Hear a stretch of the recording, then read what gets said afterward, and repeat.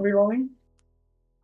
We're rolling. Okay, so hello everybody. Welcome to rollxplay, where we roll dice and play games. But today, we're evidently not doing that because we are missing a couple of people. So we have decided to do like more of a casual chit chat, talking about campaign stuff, as well as some other things that may be happening behind the scenes. Wink, wink, wink. So yeah, this is gonna be a little random. We basically have like a list, but who knows what's gonna happen over the course of the next Fuck the couple list. hours. Fuck the list. We spent an hour We made preparing the the list. Fuck the list. Fuck the list. Oh But yeah. So. Oh, I'm still doing this. Oh god. If you didn't notice, Alex is emceeing this. Yeah. Since they're in the middle, not by choice, but by being in the middle. So Yeah. By being peer pressure. Peer pressure. But also, basically. yeah, go on. No. Oh fucking hell! I can't do with this. If you are watching this live on Twitch, do ask us any questions that you may have. Also, if you are watching this on the VOD, if you have any questions about the campaigns or want anything clarifying or any questions towards us as players or DMs, we are more than happy to answer them, perhaps in the next time we do this, which hopefully we'll be doing more scheduled sort of Wednesday chit-chats as we typically do. The summer has been very difficult to try and plan anything because people are away. And it's fucking hot. So I think exhaustion is kicking in for a lot of us at this point. But leave comments down below and in the live stream, and we'll answer those as soon as we can if we see them. But Alex, you have some questions for us. I imagine the questions are going to be related around both Still Hearts, which is, this is being recorded on a Sunday, so it's relating to Still Hearts, but we're also going to be delving into other campaigns as well. So our Threads of Chaos, our Fayra, and perhaps other things and projects coming down the line as well. But we'll go into all of that exciting stuff. Yes, sir. Well, my main question is, considering that in Sunday right now, we have already gone into the dreamscape, where we are trying to deal with Siren, who, by all accounts, sounds very, very fucking scary. Yeah. But I, and maybe some other people who have recently joined, might not be so familiar with this character. So Max, if you could maybe shine a bit of a light on what's going on. Very apt word to use there. Shine a bit of light. Yeah. You see what I did there? See? It all makes sense soon. Well, Siren, he lives in the dreamscape. He is one of these sort of nightmarish creatures that live in there.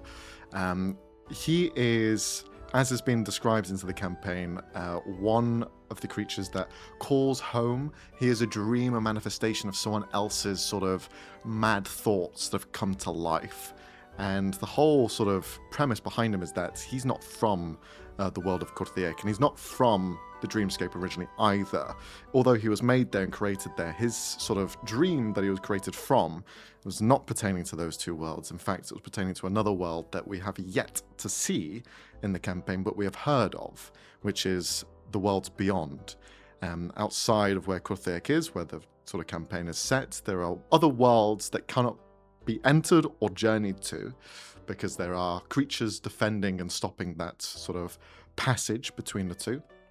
And the dreamscape is the only way and the only sort of connection that there is between the other worlds as well as Kurthiek.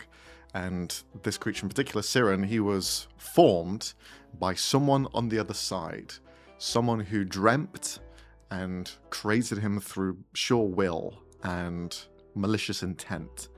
And it's sort of been hinted at, and whether it's been confirmed in Still Hearts or not, he has sort of been created by someone who is fairly infamous in Kurthiek, someone who was reportedly dead, killed in the Feywild, a creature that has left a lasting impression on a lot of people in Kurthiek as well as the world in general, and that creature is called Madame Lazille, a hag, a witch from the Fey realm, an archfey, essentially, that has tried to manipulate the powers of fate and has somehow ended up in the other world, in the worlds beyond. And to gain a sort of foothold or one of the many pieces that she has left laying around and causing trouble, she has placed Siren in the dreamscape. A dream of my dream, essentially. Creatures from the other world, if they were to dream or fall asleep, they don't actually get to see the sort of nice images that we would normally have, where you dream and you have a pleasant memory or something. They are perhaps more void. They don't have those images. They don't see these things. The dreamscape for the other world is almost this void, a darkness that they can't reach, and they can never really have dreams. Instead, they aspire in reality rather than being left up into interpretation. So Siren is a sort of amalgamation of bad ideas that has come to life, and her twisted sensibilities of wanting to test and try to get what she wants. And what is her goal precisely? Not really said.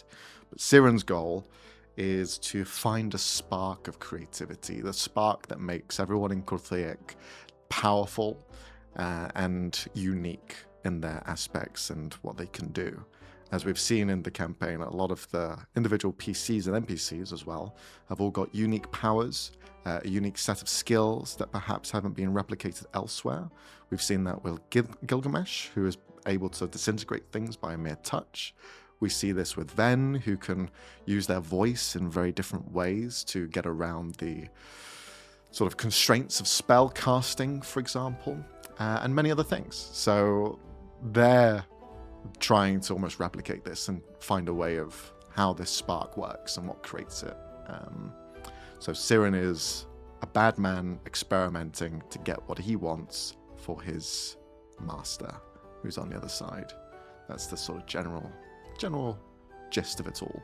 And he's had a long time in the dreamscape to be preparing, and as we've seen, he's made other things, other people, other experiments. We've seen the serpent, the many-headed serpent in the dreamscape at the end of last session. We've seen the sort of light that is cold and warm in the air, flying through. So all of these experiments are going to be coming ahead, and you'll be facing against some of his more sinister things that he's conjured and concocted. So yeah, fun stuff, guys, fun stuff. You should be happy, you should be smiling. Yay! Oh my god, you're in dreams. Dream. Yay. I was gonna ask about the dreamscape. Yeah. Is it gonna be similar to how it was last time we were there, where this area in particular is more grounded per se than your regular dreamscape? It will be, because there is almost the way that it's been described is that the people who are dreaming currently have been shuttered away into a small ball, and thus they cannot almost exude that power of creativity. It seems as though something has been pulled away from this world and it's been sort of nullified, if you will. So you can't just conjure up things with your mind. Instead, you have people like Snowbear who can try and do that for you on the go. The 3 people that you've hooked up to the sort of dream machine to create the portal in the first place, they are your go-to to creativity. So if you need something created, then you gotta ask the fucking teddy bear. Well, there's 2 other people. There are 2 who other can people. actually fucking see. One of them's already away, so one of them's focused on the other team, since you had 2 teams going in. So you have 2 with you. You have Elizabeth Crane and you have Snowbear Barrington. But I feel like we kind of lucked out with Elizabeth, because Elizabeth the one who seemed to be in the know, or at least she's a leader of the Institute, so she knows a lot about sort of blood hunters, killing monsters that have special effects. She's quite knowledgeable in that aspect of things. As well, being a drow, her people were subjected to a lithid, which caused a lot of trouble back in the day. So she has ideas on brain control, mind control, body augmentations that experimenters would have done, which those lithids did and carried out on people. And plus her family line, the Crane family bloodline, are kind of master inventors. They created the cloning facilities. So they are able to duplicate people. Yeah. Just so normal and fine. So normal. Would you want to know the lore behind that? I think I do know some of it. Okay. She's on our just from side. Leonie. She's on our side. She's on our side. So far, yeah. So Also, far. interesting note for her. She lost her. She used to be a powerful spellcaster, but Caspian took that away from her. So he was like, that's why they have beef. he was like, nope, not for you. So now she can't do anything. Even interact with magical items, she can't do. So if Yeah, you they are have no affected effect by on her. Caspian, you can't use anything, even sort of additional But can- magic items. Like Revivify work on you, or no, you're You are just like severed anti-mag. completely. Holy, that's Like, is it one and done? Like, if Caspian Yeah. gets to you, Yeah. it's done. You He can't can't do give it anything back. about it. Can't give it back. Oh shit! So he's like, bam, go, goodbye. That is scary. Yeah. It's He'd interesting. be a because- moderator in real life. He's a Reddit moderator. What the fuck? No, Uh, Twitch moderator. Oh, hi, Ruji, welcome in. But yeah, cast away from all the magic. Yeah. It's interesting because Gil, for example, can technically reverse some of the stuff he's done. Yeah. Mm-hmm. Caspian, get to it. What do you think Gilgamesh's power is, though? I think it's something related to time, Okay. actually, rather than disintegration. Hmm. Because we've seen that he technically ages people before they turn to dust, rather than just disintegrating. Sure. So, like, speeding up their living process, I Yeah. guess. Well, we have seen his powers in different things as well. So we had a one-shot a while back where Gilgamesh was in, and we've had other things where Gilgamesh has appeared in both Tuesday and Sunday. And his powers aren't really disintegration at all. As you said, they're almost like expediting time, as things have decayed quicker when he touches them, and he can make pacts. But also he has a power over conjuration. It seems that he can almost stop any sort of spatial element and contain it, control it, and cause it to dissipate. So he has a sort of power over space in some way, and perhaps time as well, if the Expedition of Life is to be confirmed. Which is why I was so concerned when people were mentioning stuff last session about him, and I'm like, did that thing just happen to maybe, like, fall into the ocean for no reason in particular whatsoever? People Much need to think stop about. making deals with otherworldly entities in this world. That's I think boring. it's working out fine. Yeah. Isn't it? It's so fine, bro. Like, what are you talking about? When we learnt about Gilgamesh's sort of story on Tuesday, it was described as when he first sort of came to after getting his powers, however that happened. He was roaming ages in desolate lands, unable to even touch food. Someone had to feed him to keep him alive, because he was just walking everywhere. Anything he touched just disintegrated, disappeared in his hands. So there was one person that actually helped him. If it wasn't for that one person, it would have been a problem for the campaign at all. So Thank God. It's interesting. It's only the hands that he can disintegrate with, right? It's not any part of him. seems to be sort of touch. Yeah, we've not seen him use any other Because it body would have been really. parts. It would have been really awkward if he gained those powers, stepped forward, and just fell through the earth.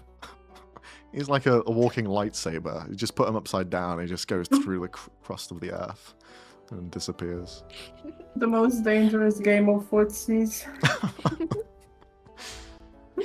That's crazy. Yeah. Chaz, you should make more deals. Me next! I volunteer! Yeah. I volunteer as tribute! You already have 3 bitches You inside have you. 3 What more bitches do you inside want? you. Come I on, dude. have to follow my mom's example. I don't know if she made any deals, but she looks like the type of person. I think it's pretty much implied that she made a deal with Lazil, though. right? Or somebody else? Either Lizil or a demon, or like devil, sorry. The only thing that was really mentioned is that her soul cannot be spoken to or reached to because it doesn't belong anywhere. It's elsewhere. So Else will where? Like behind the couch? Where did it go? What do you mean? well, all I'll say is it's not the last we'll see of Oleana. So Uh-oh. Can it be? can it be? No. No. No. Oh my god. If I try to rock, this is ominously been just menacing in my bag. Like, You have to like scowl at it though, like a bit of a growl as well, just to can get I the roll intimidation check roll an off. intimidation Yeah, check? yeah. Instant success if I growl. Fun stuff. Oleana and Lizil have done a lot in this world, and they are probably the two most influential characters that have like hurt this world or done stuff to this world, really. Really? And they're both women. What does that say about me? I support women's wrongs. I support women's wrongs and rights. Yeah. They're both It's okay, deal Siren and makers. Frederick are there to like make up for the whole thing. Yeah, exactly. Yeah. There's also like the whole Lord Annex and Andrix the Cruel sort of stuff from a while The back there. Everlight. Yeah. So it's not all The big one-sided. bad. I try and balance it out. Yeah. Someone's a non-binary villain coming along, Max. How do you know if there's not already one that exists? Do we assume somebody's gender? Exactly. This Now is gonna you're come. getting cancelled. Fuck. It's gonna come haunt us back. Like, Uno we meet reverse the card. character, and then like 10 sessions later, my pronouns were they, them the entire time. I'm now going to destroy the whole world. Okay. How dare you! My pronouns are they, them, and yours are gonna be was, were. My god. Legendary. Photobombing as usual. Marka likes some attention. They're, No, she likes the yogurt that is currently in the bowl in front of me. Okay. Yeah. So you say you summon her. I'm saying that I had a bowl of yogurt and she is now licking off the remains. Chat, do we have any questions for Mocha, the cat? Ooh, not without a lawyer present. Just God. have her step over the keyboard for the answer. She just types in and it just says die. What the hell? Wow. I'll make sure to let her know, Chai. I'll make sure to let her know. Also, should we refer to you as Chai or Vanilla? Because I've been referring to you as Chai this entire time. I don't know if that's Lachai. correct. Because Vanny. for reference, they're a person from Instagram, a very, very kind person. So Welcome let us in. know. And you just assume their name. Tisk, tisk, I tisk. swear to fucking God. I swear to God. What is this, the Vogue Olympics? Yes. I'm using my MC privileges to They spread are on chaos. a soapbox today, so look, Yeah. we have to Fuck. abide to Alex's rules. Exactly. But actually, I had another question. Yeah. It kind of came to me while we were talking about Siren and Yeah. like his creations. Mm-hmm.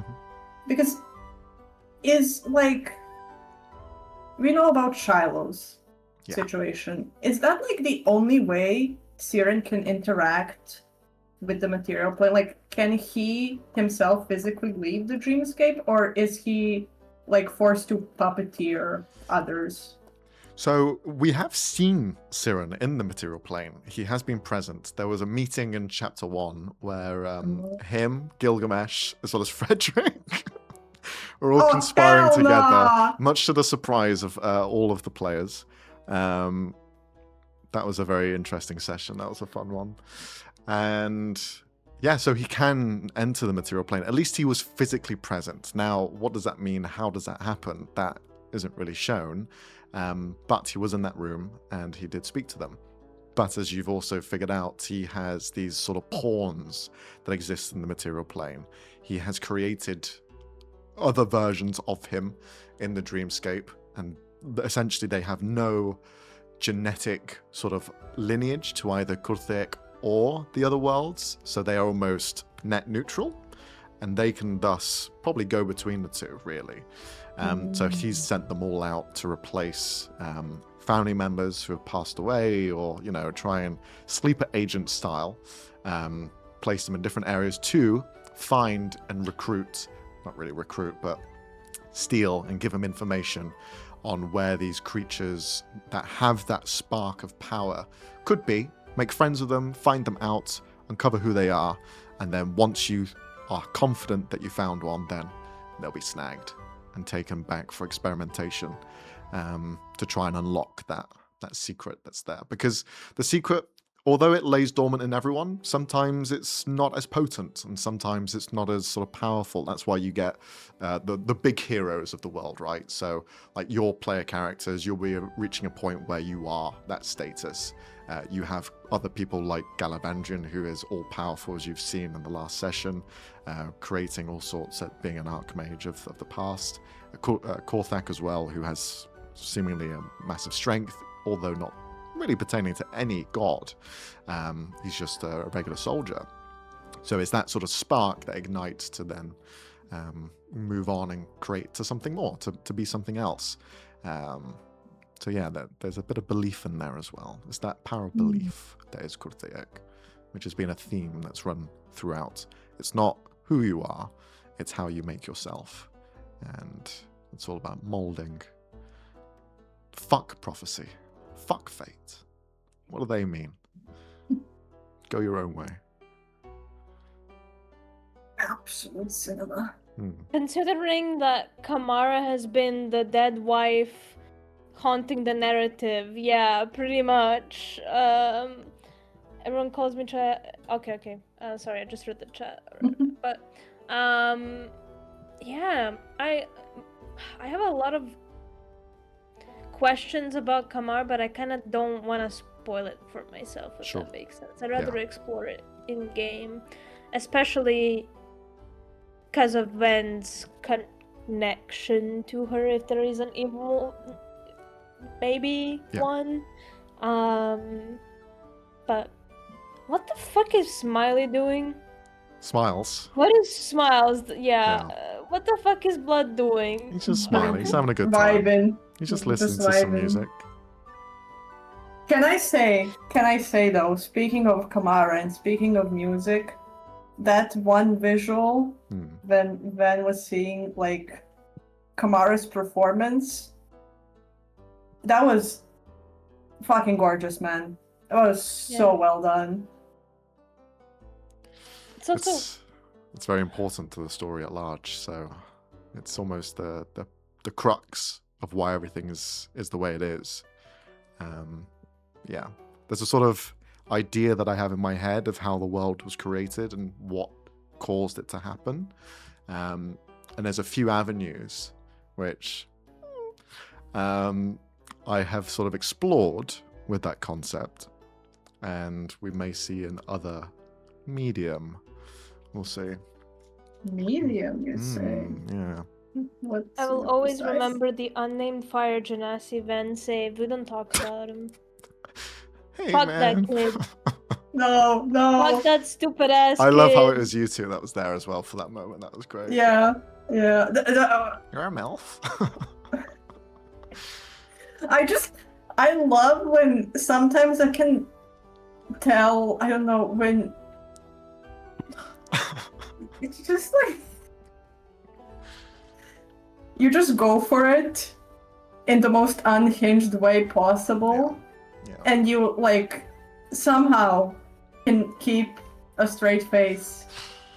I really don't have know how you to do it. cut off from me. I just have to like commit to the bit. It's it's fun though. It's fun seeing your guys' I can feel channeling a character. Yeah. It'll be when you don't see me like look away for a while. I'm just like staring ahead and I'm in it. Hopefully that doesn't happen with Siren, because I may not come back. Just get into that mindset and Just be like What that if forever. we're gonna have Max in the dreamscape with us, our 55th Like NPC? Freddy Krueger. Fucking Oh hell. my god. Just me appears. Hi guys. Hi. I've been stuck the here for fuck? 5 years. Help. I can't roll dice or play games in this space. Oh my god. Where's my D&D? Where is D&D? Oh, we need to do like a Inception moment for the party plays D&D. That would be We- so. Was there... Oh, this was in Friday, where we had the sort of like out-of-body experience with Gerard and Sevik. Was it Sevik that was there as well? What? Where we were like... What are you referring to? Where we were When the referencing DM doesn't outside of game stuff. Can't I remember don't what know was if that, said. I think that was just a bit. I don't think you were like under psychedelics. No, it was a bit. It was a bit, but it was under psychedelics. It was in the Devil's Maw. Yeah, it was remember something what was when said. somebody mentioned like spell components or something regarding to it, and you were like, "Oh, did you not get level 4 and blah blah?" It's just like, That's so funny. That was very random. That's how the no, edition would work. it was with Nurkian spell slots, I think. Was that supposed It's like, oh, I need to sleep to regain my spell slots or something along those lines. Can't I'm like, remember. But yeah, that was. ah, that was so fun. typical sorcerers and their spell slots. That's It's one of very those. funny though. Have you seen that one post that was like about a warlock patron? That is basically like a Twitch chat. Yeah. So like everything you do, when you're like, every time you're okay, chat. Now we're gonna do blah blah blah. Mods, put a poll in the chat. Should I kill this guy? Yes or no? Mod, should I use kill my him for last 10 spell gifted slot? Subs. 10 gifted subs, and I'll cast Fireball. Let's go! Let's go. On myself. When he sobs, and I won't take Eldritch Blast. We'll take something else. Oh my god. Oh, that would be very funny. But also, how the fuck would you like low-key roleplay that out? I feel like it'll be very similar to how Sophie played in our one shot, the musical tribe one. Because they had a patron who was fairly chilled, fairly relaxed. Yeah, yeah. I feel like that sort of vibe that she was giving as the player, I feel like that would the work with band her. manager. Yeah. Just like chill, relax, just like, hey guys, hey. What was the character's my name again? God. What's I T? don't remember. Something T? Big T, Big T? something like that. Yeah. Big T is amazing. That was it. Yeah. That was a fun one shot. Even though we didn't really Yeah. do much musical stuff, but that was fun. Sophie has sent me a reference sheet for Mogander, so I will be drawing him probably tomorrow. Okay. Yes. Nice, Yes. nice. Oh, I mean, I also want to know how Kareth looks because everybody else is given a description. Who? But Kareth. I think Leonie sent a pick crew, Potentially. or it was on a token during a fight. For those But of I you think- watching, this is something coming up. Yeah, Yeah, You don't know These are about these spoilers. things.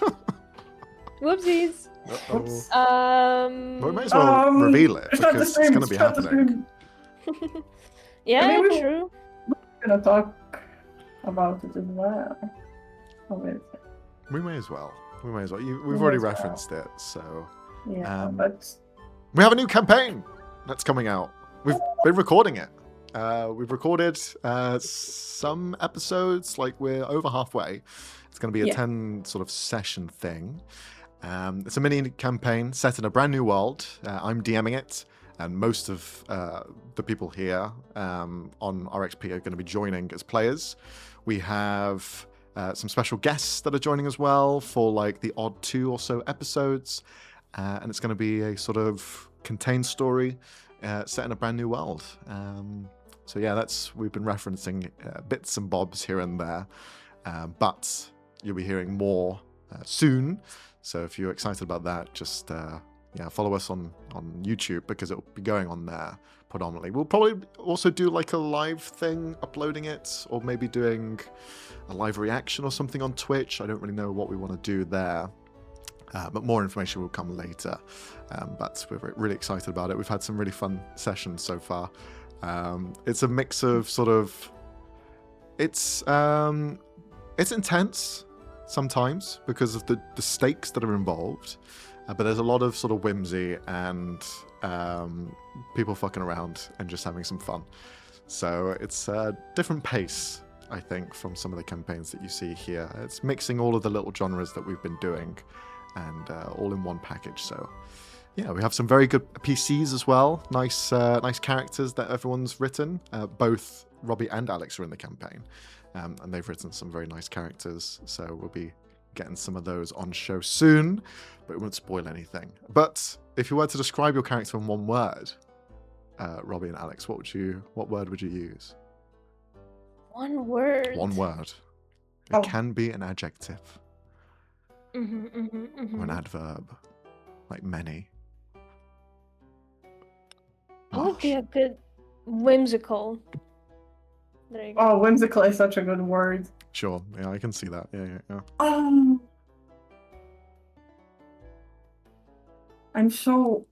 What would be a good one word for this character? There's a theme around your character. There is. But I kind of want to say like integrity or like moral or something along those lines. I'm not sure because I think that works though. Like the I moral think side it of works things, integrity. without like Yeah. revealing too much or wanting to get into like other stuff about her. But also I do have to say sometimes when we record Villa, sometimes I blank out. Like it's the same in the sense of like the character possesses me. Yeah. And then like after the session ends, I'm like, where did the 4 hours go, man? Yeah, they go by fast. We do a lot in these sessions. There's a lot of just like chats as well, which is very nice. A lot of sort of NPC interactions. That's some that you expect and some that you don't. So it's quite nice to see these characters interact with each other. But this is all sort of teasing for what's to come. So that'll be a nice little thing to be posting. We don't know when we're going to be posting it. They'll be slightly edited down, so we'll be able to have some overlays and things added into it, as well as character sheets. So we're going to be bumping up on the production side for it, just because it is a sort of small little thing that we're putting together, 10 session thing. Also, hopefully, maybe some parts might be storyboarded / animated. We don't know. Maybe. Oh no. Ooh, this is news to me as well. It's not. There was some conversation about one of the scenes in particular being. To be fair, me and the other players have been talking about certain scenes we would want to see like animated. So we have a few written down that we would like to animate just for fun. We're probably gonna try to pick like one per session though. There are so many moments, and these are the pros when you have a couple of artists in the campaign. A couple? There's like 4. Yeah. Bloody hell! I haven't got any art in my fingers at all. My hands were made to destroy. Unga bunga. Let me destroy. What do you mean? It's crazy. So but that'll be made this that'll be coming out later wonderful this year. world. That's my brain, though. That's not my hands. My head is made for loving, and my hands are made for destroying. I don't know. What? I don't know. What is Blood talking about? I'm losing it. Is this way don't write stuff down. You would destroy the notebook after the first syllable. I am Max. Whenever he takes a pencil, it just breaks in 4 parts. Like, it cannot withstand his aura. This is why I can't use my keyboard, because otherwise I'll be like N L Oh my God. M O. Just doesn't work. Oh, This but is like how your parents type. Those sounds come from a different room. That there's no keyboard in. brother, we're gonna get banned. Oh, God. Bombastic side-eye. Criminal offensive side-eye. Oh. Next Next question. Next question. Back to Next one. Sorry, Robbie. What were we talking about before this? We teased the mini campaign. Oh yeah. It's gonna be So- very exciting. It's gonna be very cool, especially because of the certain rules of the world Max implemented. Mhm. So it's gonna be very interesting seeing.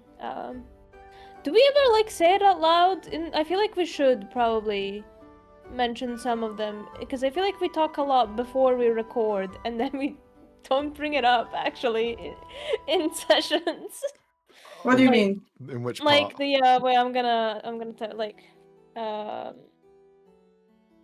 There are some hidden rules that we haven't come across yet that I've been hinting at the very beginning.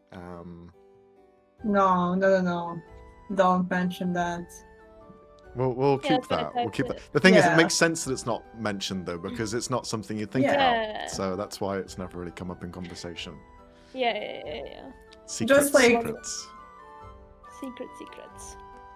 Yes. It's very cool though, very cool. I like A it. very cool world, a very colorful cast of characters, as Max has said, both PC and NPC. And also a fairly large amount of PCs. So there's a lot of mashing personalities. Yeah. Yeah. It's the character I play is also very different from the 2 current campaigns we have in terms of personality. So You don't say. I mean, you Hey, did describe her don't with make my goals like whimsical, that. so yeah. I love vague posting. It's my favorite form of rage bait. I just love Ryuji's just I'm curious now. Yeah. Yeah. And then we're not gonna give you And we're not going to say a Yeah. single fucking word.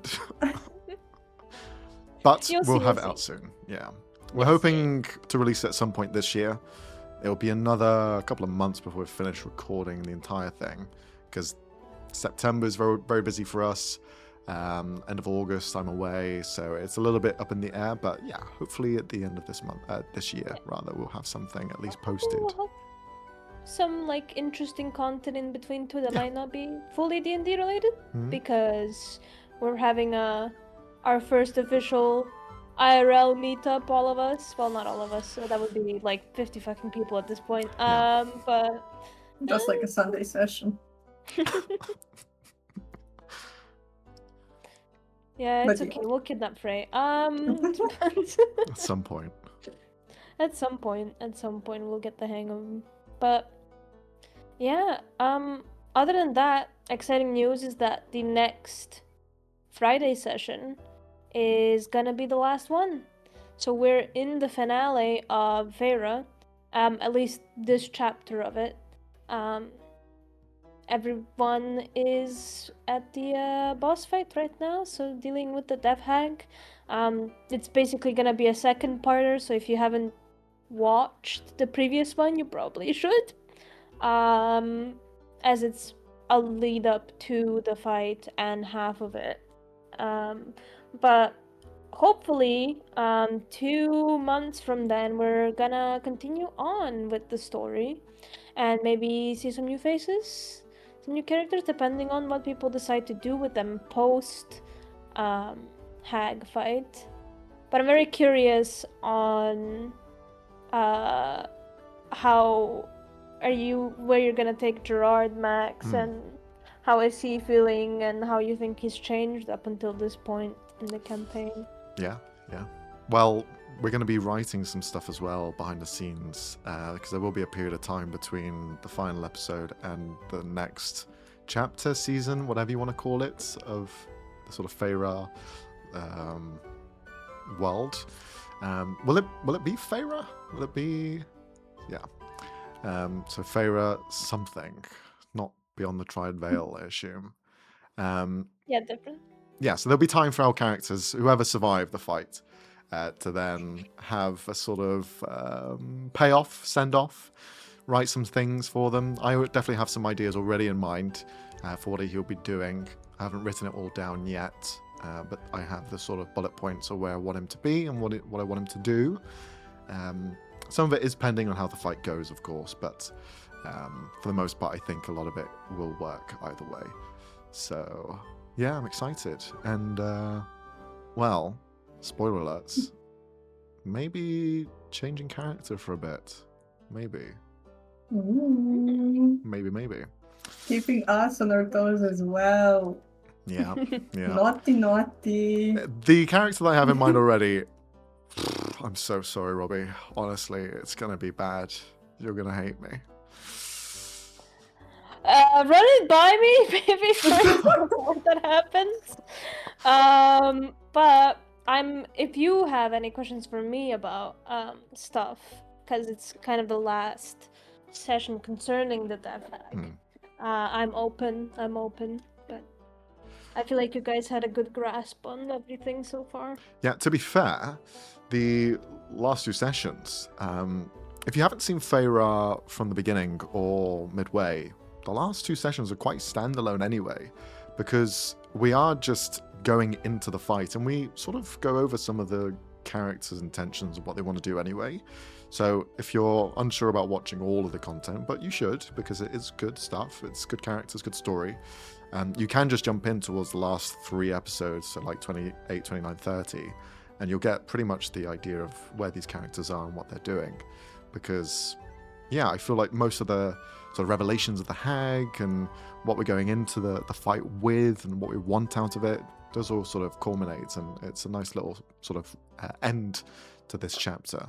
So I do implore you watch it, because it's going to be fun. And as well, it leads into the next one that we're going to be doing. So if that's something you like and you vibe with, then the second chapter will be even more so, because you were going off straight away, right off the races. So yeah, sounds it's all good to me.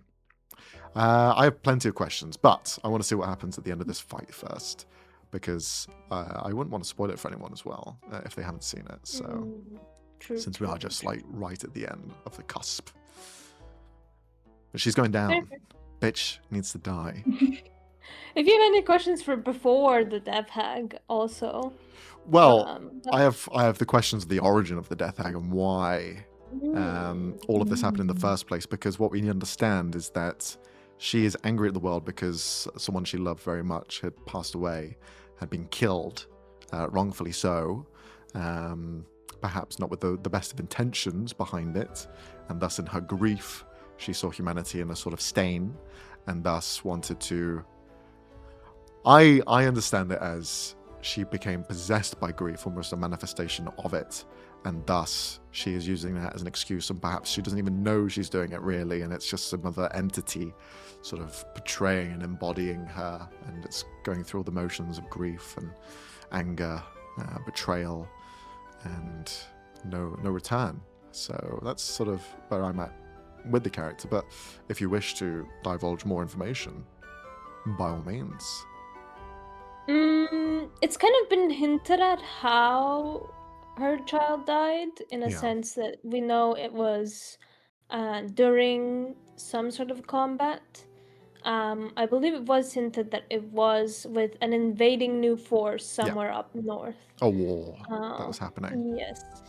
Which there has only been one in the past 100 years on this region, which is the Minotaurs that had invaded the land. And you'll see more of her reasoning, I guess, for why she's doing what she's doing next session. as there will be a conclusion, so you guys are not fully left wondering. Like, some things will stay maybe a secret for later, but maybe a little hint to the future and to some other actors in this grand theatrical play that is Fayra. But yeah, one fun fact, the reason why you guys had to grab the 2 tokens from the other 2 hags before heading into the Moonless Forest is the fact that all of the enemies you came across while in there, if you hadn't had the tokens, they would be completely invisible to you. Okay. So this is including the horsemen as well. Yes. Okay. What is the You connection would be able between the to see them hags? a little bit between the 3 of them, or Yeah. how they're connected to. Because that's sort of been There's- a mystery. We don't really know the extents as to why they are connected to each other. We know that she was created through the grief and anger that she had, but what was the reasoning between the other 2 becoming so influential and powerful in their own right? Because one of them controls spirits in the sort of water plane thing that she's in. Then you have... So, being a witch, at least in my world, is not necessarily being, it's more like a craft that someone dedicates themselves to. They're all fae in their own respective right, but at some point you gain the title of a witch / hag, though hag is more how mortals and humans Hag. name them than how they refer to themselves. As they have their own respective titles, the Green Mother, the Whisper Mother, and the Brine Mother. As you've been told before, there's a fucking fruit fly flying around my fucking face. Eat it. No. Okay. So they're kind of colleagues, Yeah. but also were sort of sisters by craft, not by Sure. blood.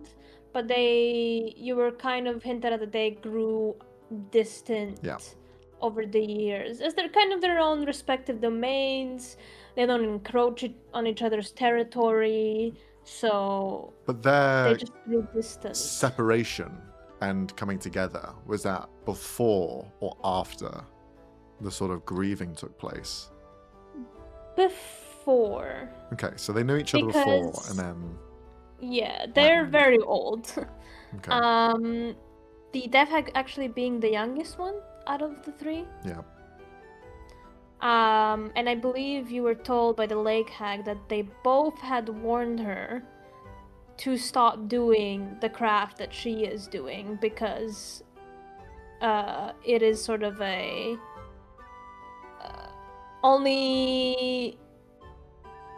you can only do it so much before Corruption.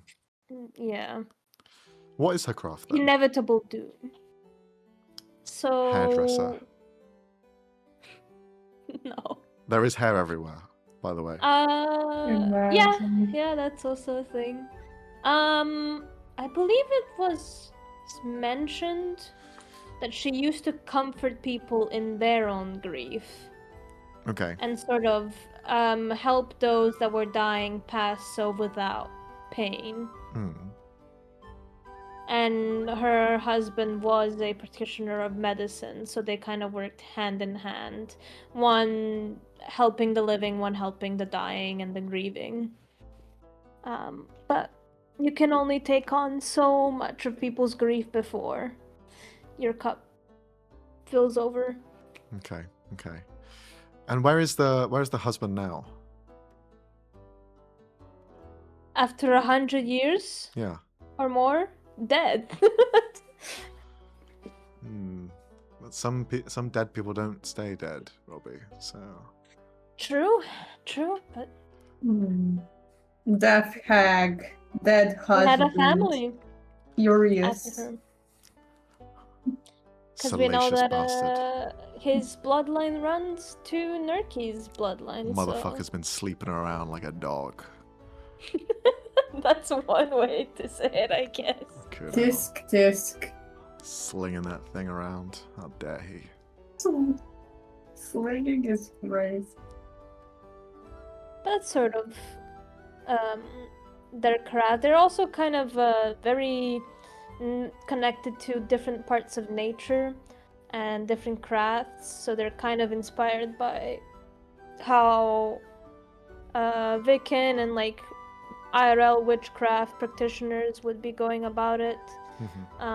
So they kind of have their own element that they most connected to as children and kept learning from someone. We don't know who that someone is, but they had a teacher. And is the Death Hag actually, was she originally Fae or was she human originally? Because from the descriptions it sounded like she was human. Fae. Okay. So that made the son half Fae? Bastard child. Bitch, your character is up.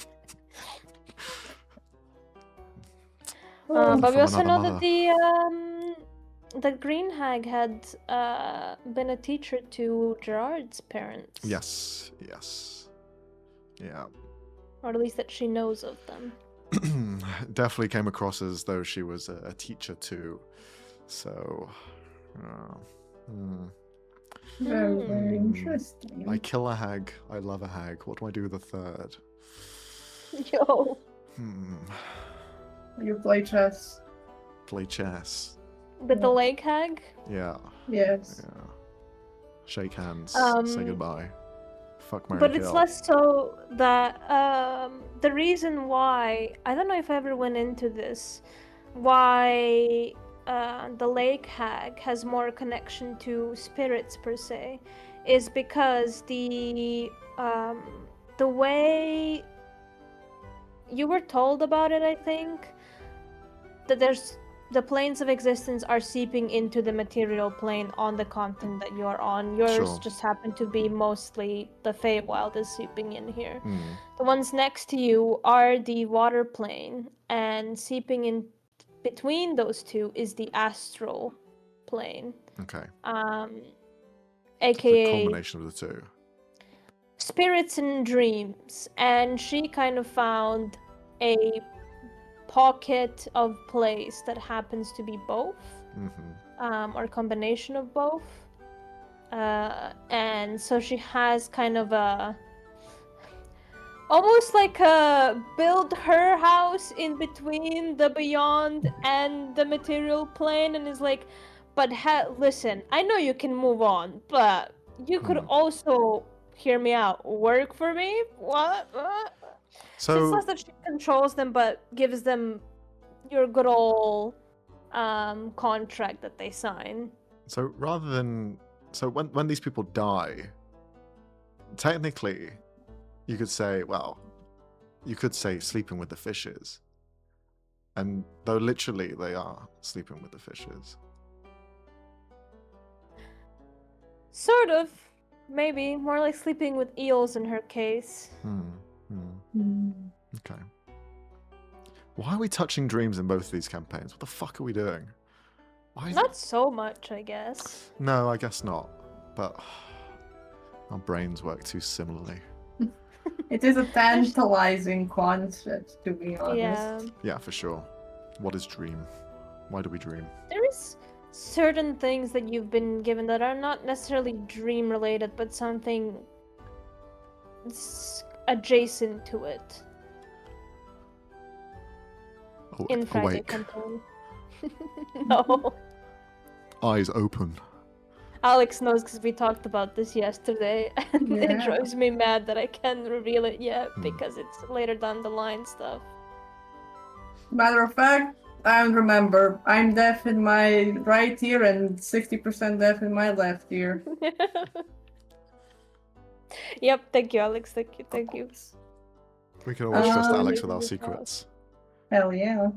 Mostly because I will forget that. The best. Hell yeah. But I also have questions, if I may. Mm-hmm. Since you did touch upon there being a chapter 2 Mm-hmm. for Friday, do you have any idea at this point, like, what direction it will take? Yes, there's 3 directions, 2 of which you guys know, third being more secret, I guess.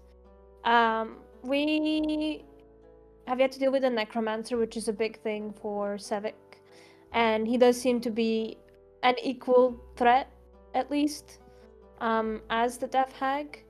And he's further away, but he has been hinted at, so it's something to think about.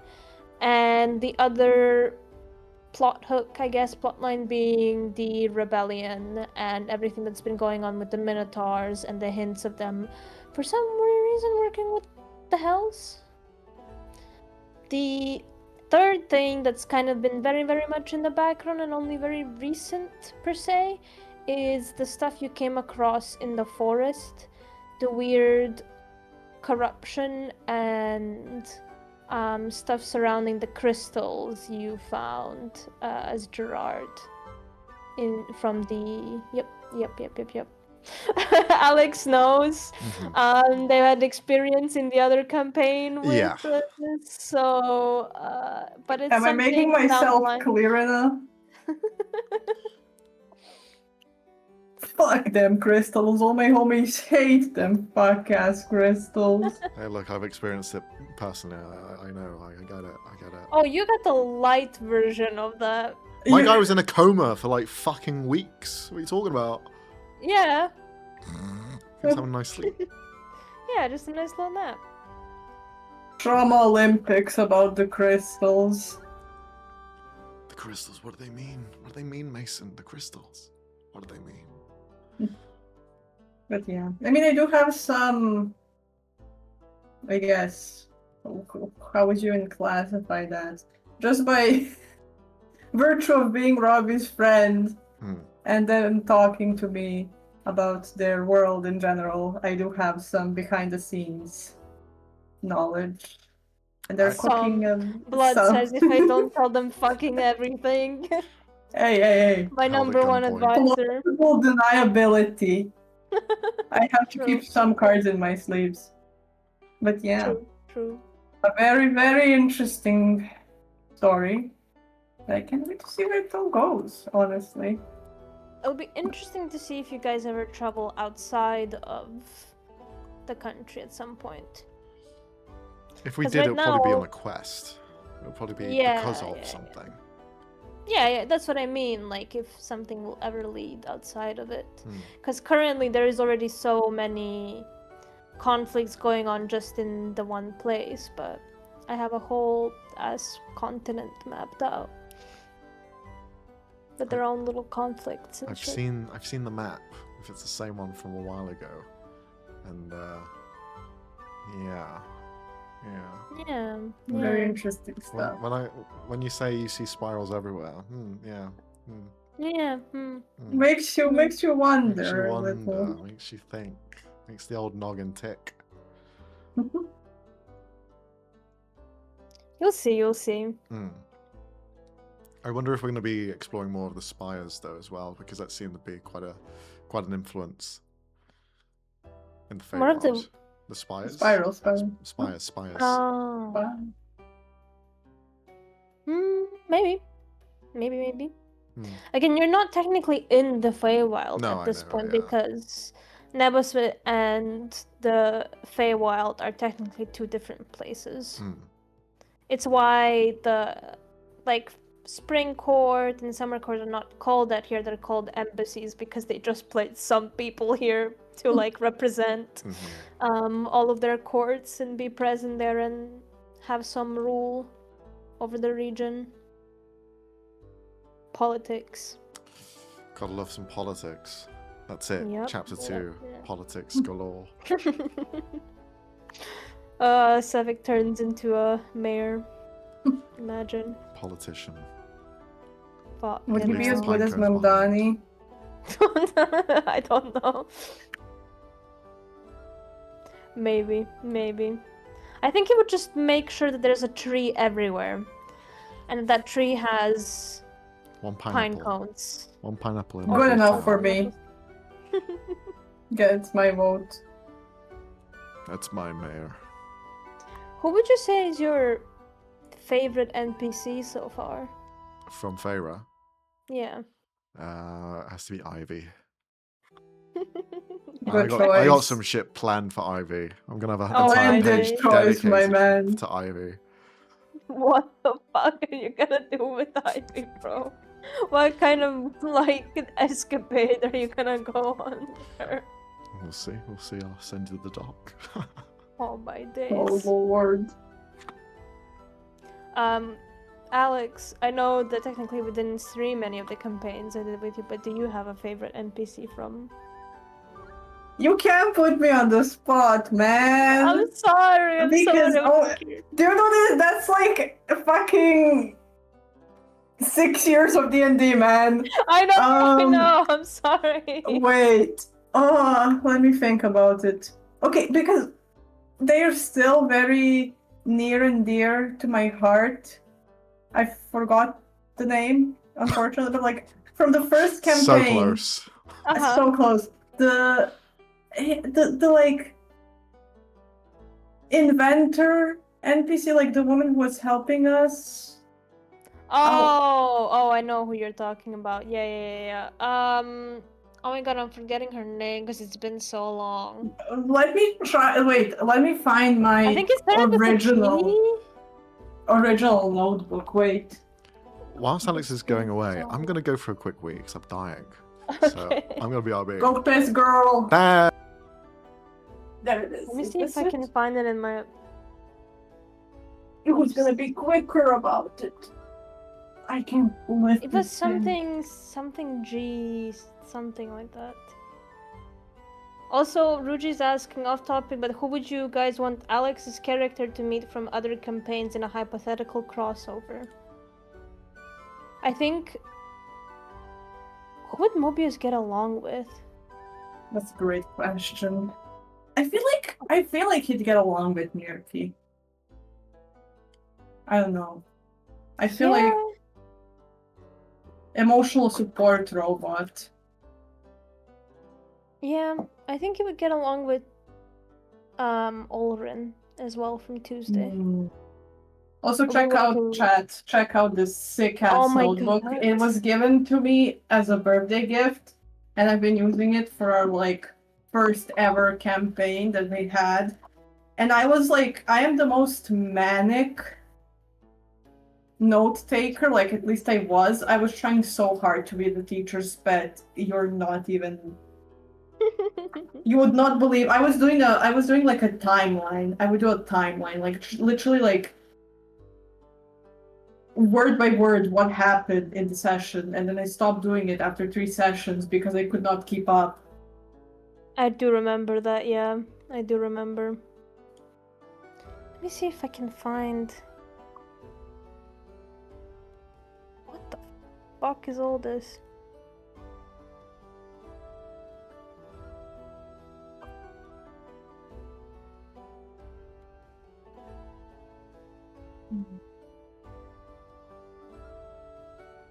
Okay, no.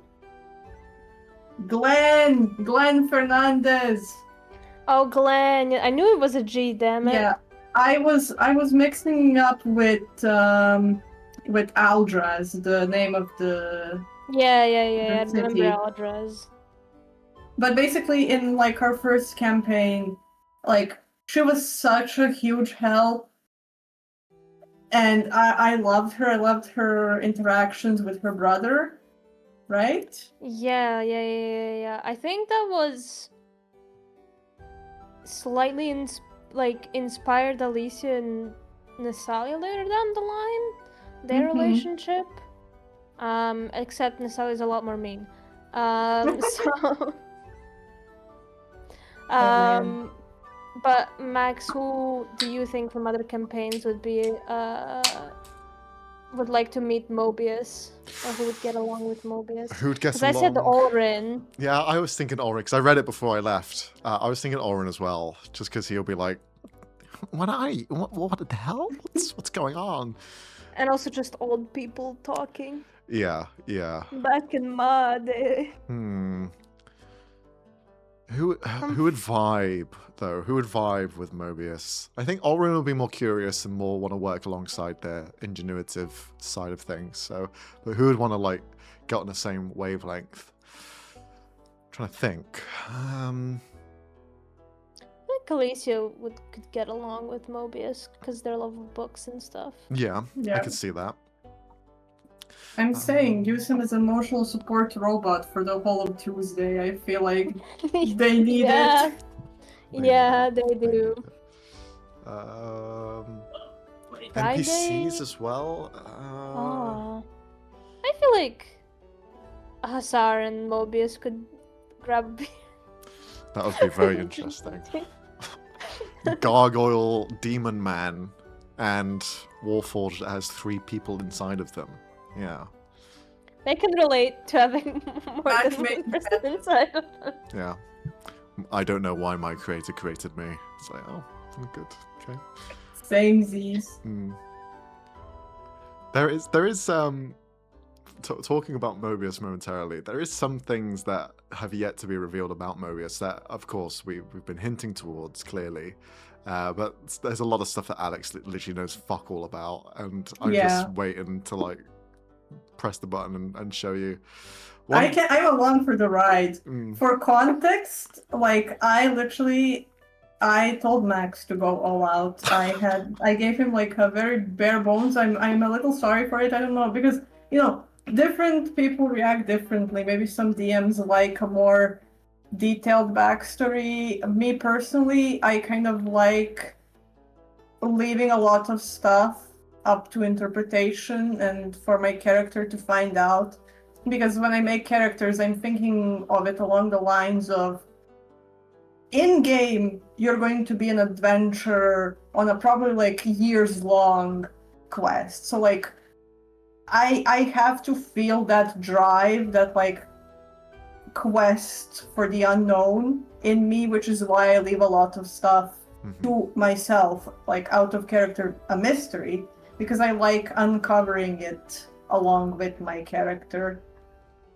And that is a blessing, because that just leaves all of the fucking paper for me to fill in and go,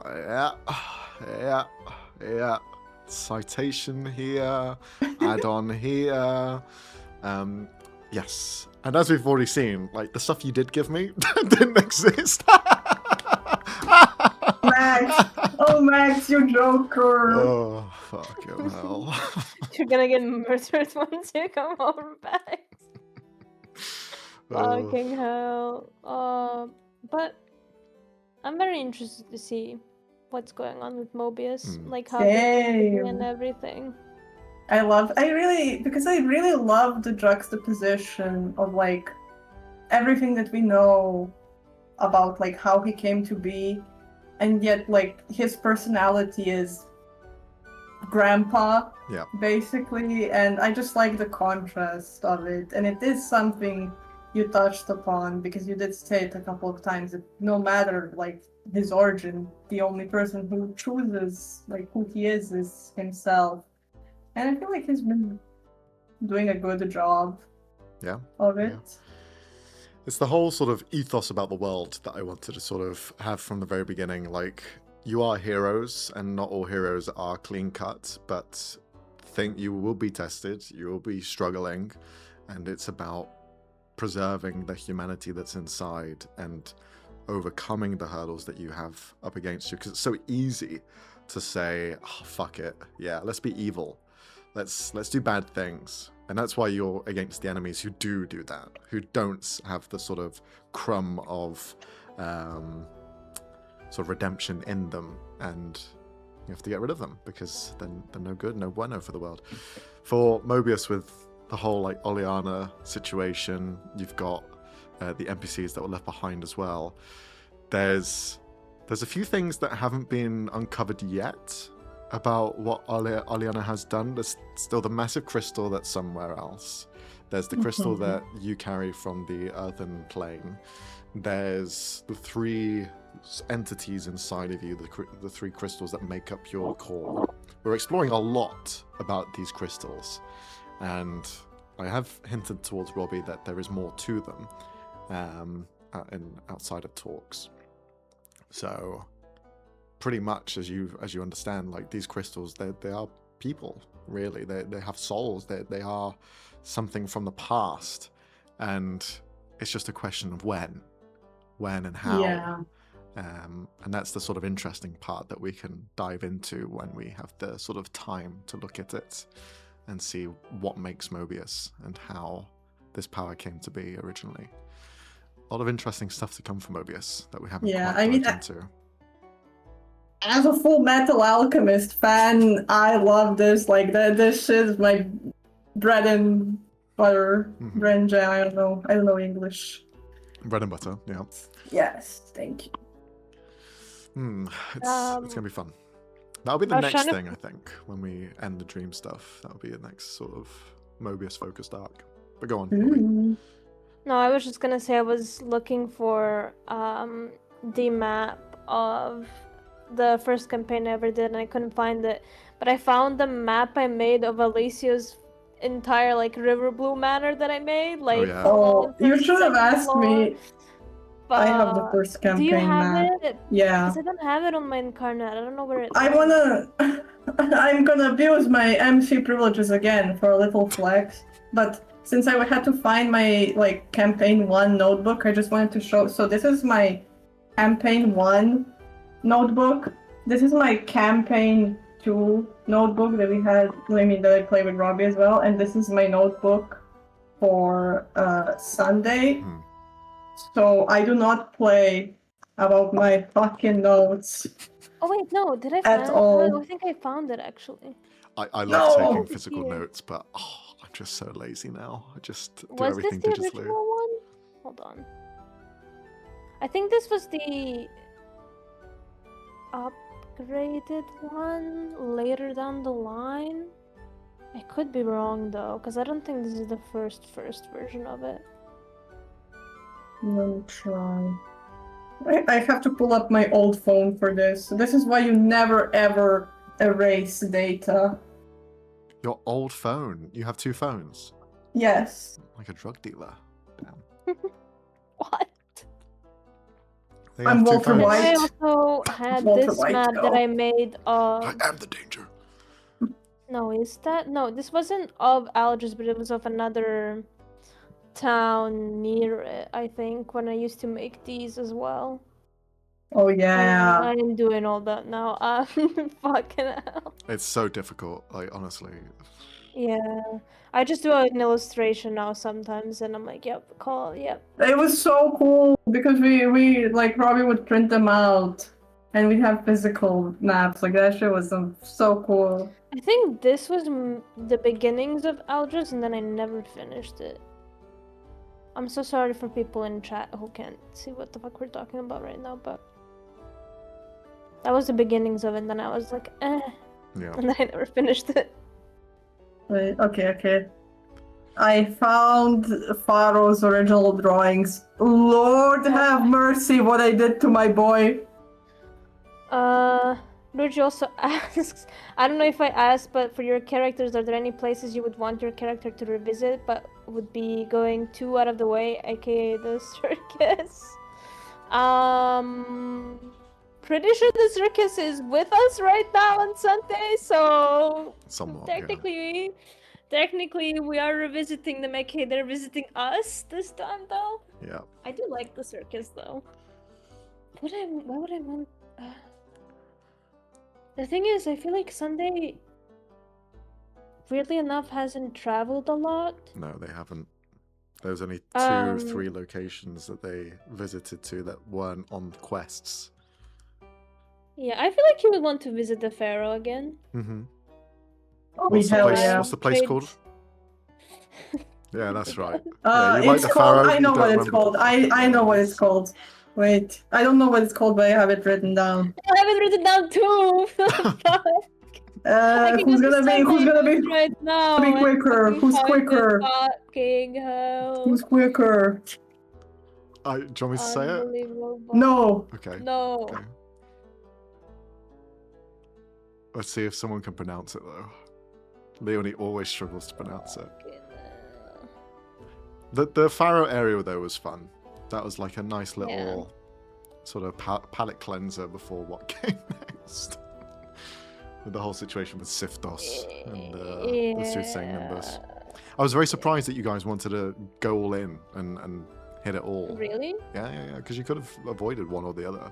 You could have avoided Oleana, you could have done something else with Oleana, you could have went straight with the Soothsaying Nimbus, could have gone to the other side to see what was actually happening in the Mage Society area of Siftos, because you were only in the sort of borders, you weren't actually in Siftos proper. There's a lot of avenues, but it worked out in the end. Hamer Alamark? That was one of the... Is that not the Yeah. Pharaoh? Yeah. Is it? Yeah, that was the fire. It is. Yeah, then that's him. The same part. No. Pharaoh's judgment, but I'm not. Fuck, where did I fucking write it down? I Bro? the thing is, I know for a fact I wrote it down later because you said the Yeah. name and what the It starts with an M. I know it starts with an M. Next letter's an O. Bro. There's a TH in there. TH? Ends with an S.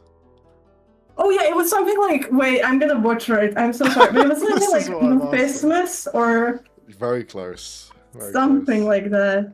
Mordithmus. Mordismus. Yeah, Mordismus. Yeah. Also, Yeah, that's where I want them to go.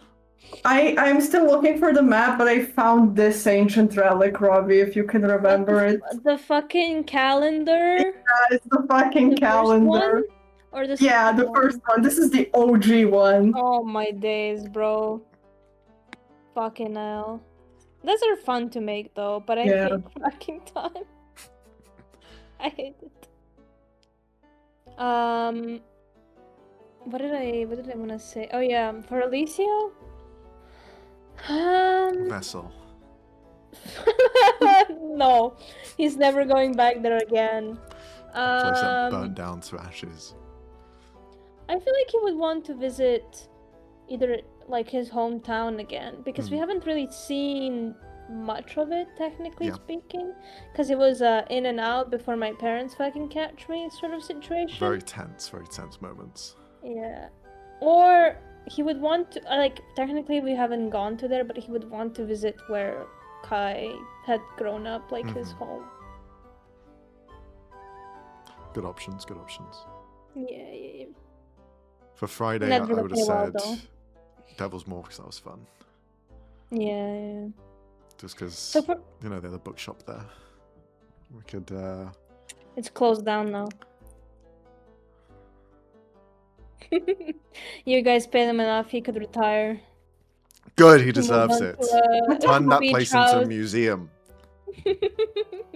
Deserves Say, it. fucking Nicholas Fisher ass. I swear to God, bro. Nicholas Fisher. Oh, and what was it, Bill? Like gold or something. It was something like that. It was like Something metal. like that. Nicholas Fisher is crazy, bro.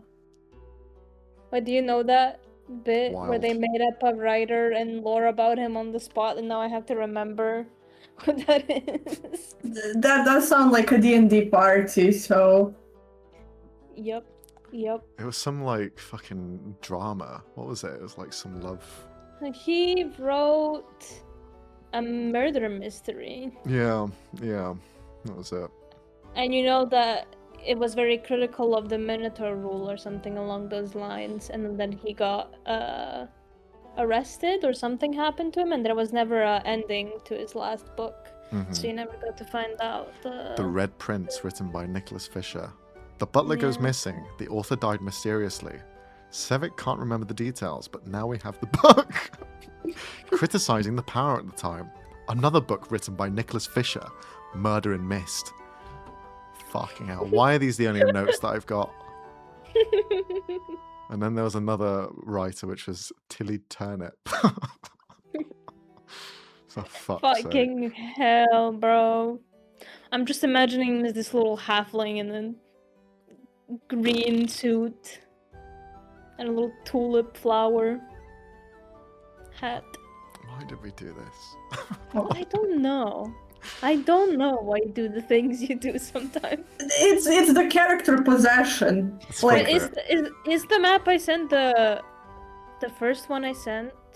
I'm trying to find. I'm still like going through my I gallery don't because remember if that's the right one, because I think it was a different one. you will not believe the amount of bullshit I saved to my phone while in high school. Like, I was just that bored.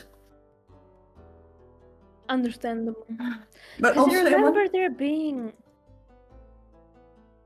God, there was something different about this map because I remember. But I don't know if that was a campaign I held for you guys or for someone else. Because I think it was for somebody else that I held it first, that it would look different. maybe they like. Oh, yeah, I Acquiring? remember. Yep. So this one is the one you guys had. But there Uh-huh. was another map for this world before that I had with a different party. But they pissed me off, so, yeah. Yeah. I just I deleted do remember this one. them. Yeah.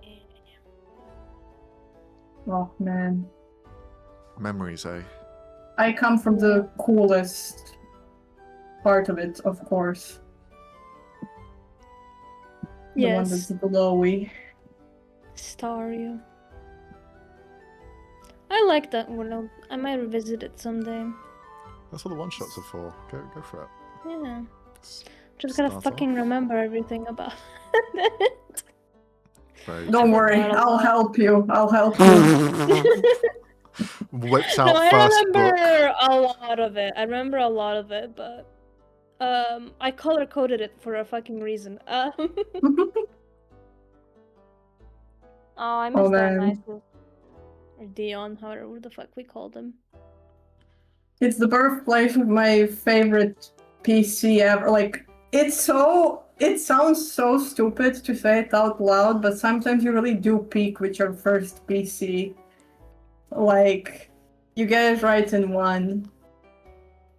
You just build up to that moment, and then you eventually just there it is. Yeah. Bang. First time But glory. it was also because it was such a large group. Mm. It was 7 players with our DM as the 8th person at the table. So there were like, similarly to the mini campaign that shall not be named. It's just Even when you though the have name so has been many. mentioned. I don't think we mentioned it by name. I think someone said the word, yeah. Did they? But that's No, what imagine people in the being VOD me. can see. They can go back and try and find it. Erase it from your mind. Aw. Men in Black moment. Yeah. But I was, because, when you have like, I mean, it's 7 different people It was who 8 all at some have, point. yeah, like their different idea and what they want to play. And especially because at that time we were all like, as player-wise, like all the players were very, very new to D&D. Mm. So it was like there wasn't like your, I don't fucking know, fighter human or like paladin. Optimized. Yeah, min-max to hell and back. This was all queer people, damn it. Everybody Yeah, was playing yeah. some colorful character. 6 of them were furry tabaxi. Surprisingly, only 2 Wow. were. Yeah, it was only Curious. Faro, which was my Dragonborn, and Ollie and Owlin. No, but like Emma's character was also. Wait. The rabbit. Yeah. Fleeta? I don't know why I mixed up Fleeta and Cyrus? Cyrus, Lord help me. I don't know. No, But no. yeah. And technically, I guess, because Omar is an ASMR, but had like very owl-like features. But it was really interesting. Like a lot of interesting stuff happened there. But the reason I like Far is just because I was basically playing like socially aware Paimon, I want to say. A what? Like Genshin character.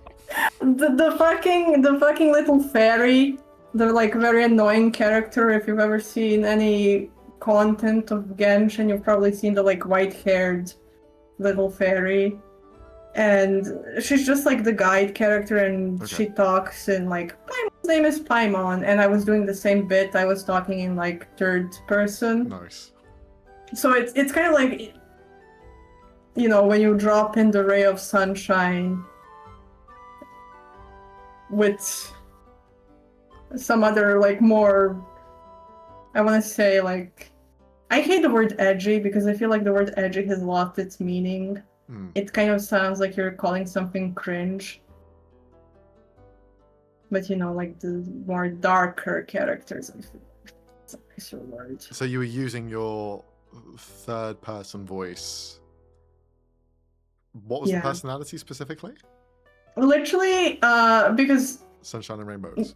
Sunshine and Rainbows, because he was basically like 19, so just out of cusp of teenagehood. Unaffected by the Yeah. shit of life. that life Yeah, throws. basically, like the campaign was his Oh my God. origin story, like backstory, traumatic event, however you want Nice. to phrase it. That would be quite a change of character. You come in with like open eyes, and you're like, "Please, I need them closed. I'm done. I don't want to see anymore." Yeah. That's it, kid. You're in the big time now. You're in the big time now. Don't you have a project you're working on, Alex, with all of your D&D characters together? And they're, Oh, like, yeah. Yeah, I have, because I have a lot of characters. I kind of, so many of them, and I feel like I wanted to challenge myself, because it's another thing like I try to do. I try to play a different class almost every time, just, you know, to train my muscles and to kind of grasp the whole system of it all.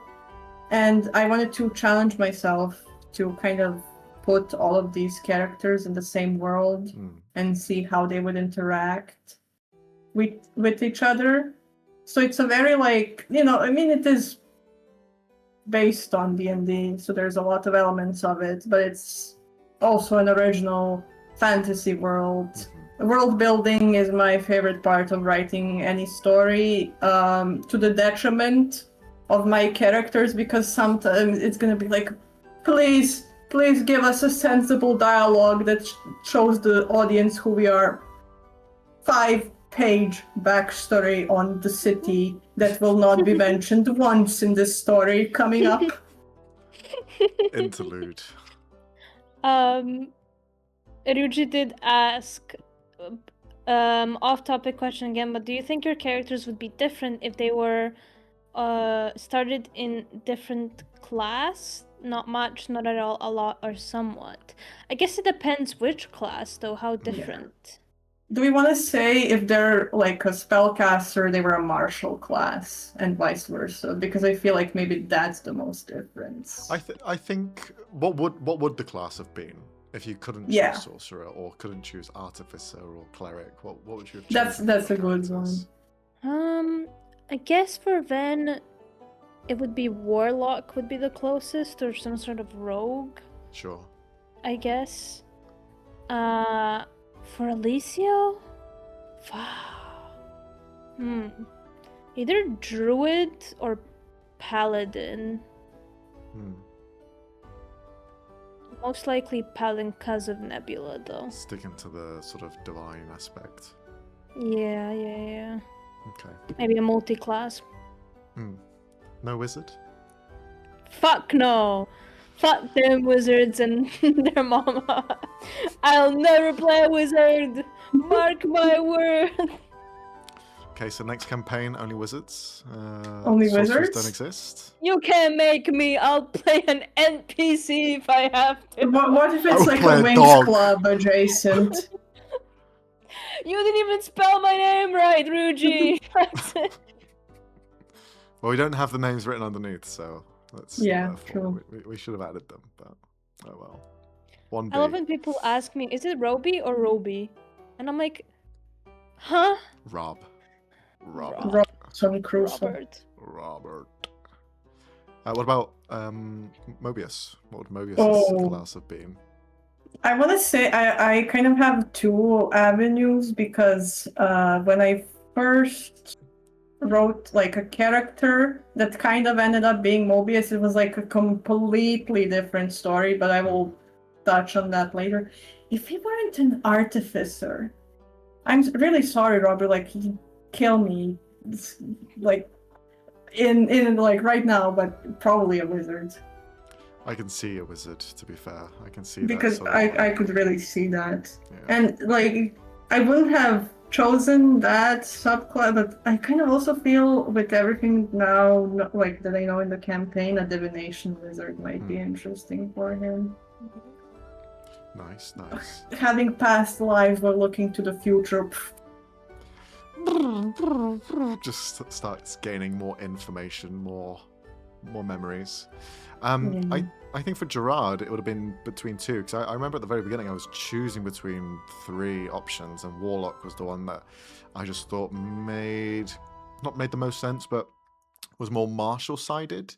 Because otherwise it was going to be Paladin, so it's going to be like an Oath of Vengeance against the Hag. But then I wanted to go down the route of, well, he's kind of like in a bit of a pit of despair at the moment. He's lost against the Hag so many times, he's kind of lost the motivation. So I thought, well, Warlock sort of weaned it. And the other one was Wizard, because I thought of him being quite a sort of hunter-gatherer, learning and preparing, and being a bit of a spell slinger, whilst his sister was more martial focused, but it kind of ended up being a bit more of a happy medium between the two. So yeah, there was a couple of options there. Very nice. Ruji asks, would being a different class make your character act different or have different personality or different goals, or would they be mostly the same? I would say they would be mostly the same, because I write my characters like to naturally get to the class they have rather than writing them around the class, if that makes sense. Like, I don't get too meta with it, if that makes sense. Maybe cleric, but like, I don't think Alicia would act any different being a paladin or a druid. Same with Ven. I think they have their goals outside of a... I mean, I guess if he was a warlock, he would be a little bit more keen to taking naps every so often to recharge the spells. Yeah, I'm tired. Maybe his relationship with Discord and Melody would have been different. It was warlock, so... Yeah, that could have been... yeah, I think story-wise, maybe without thinking about it, it might change things of how you play, because it's not one of those things that you outwardly go towards. Because if you do have in mind that you are a warlock with a patron, you might start assigning yourself towards a more patron-focused story, or relating one and the other. So it's quite... I think subconsciously you will be leaning towards a different style of play. Same with like Gerard. If he was a paladin, he'd probably be a bit more gun-ho, getting in the face of people and fighting, because he could take more hits and be a bit more brazen and getting those big hits off. But because he's more of a warlock, he has to sort of keep that mid-range style. Not get too comfortable, be a bit more clever, less resources to play with. So yeah, I think it would dictate a little bit of how you play, at least, and I think how you play dictates how the story ends up being. So yeah, I think it's interesting for Ven, especially with the sort of warlock side. If you were to have gone warlock, I think that would have changed a fair bit of where your character went. Now, warlock doesn't necessarily mean evil, and there are many different types of warlocks, so it wouldn't mean like a path of darkness, but it would mean that a more one-to-one connection with something else, some other power, and that probably would have come up in the story more so. As you said, it might have changed the whole dynamic between Discord, Melody, and Ven. Like, that could have been very interesting. It might have been not Discord or Melody at all, because different sort of patron. I would have because when I first told you about it, I think it was meant to be one entity at first. That's right. Yeah, and then a sort of androgynous entity, one that wasn't really one or the other. It was a bit of a sort of mixture of the two. And then I went, how about we have 2? And then there was 2. But yeah, so maybe if it wasn't for the fact that he was a sorcerer but a warlock, maybe that entity would have stayed just 1. Who knows? Maybe. Very, very interesting. As well, I think if you were to play a wizard, Mobius, you'd probably be doing a few more different things as well. I can see that. Most deaf. Yeah. I think the history checks would stay the same. Oh yeah, Nerd. there'd still be like 100.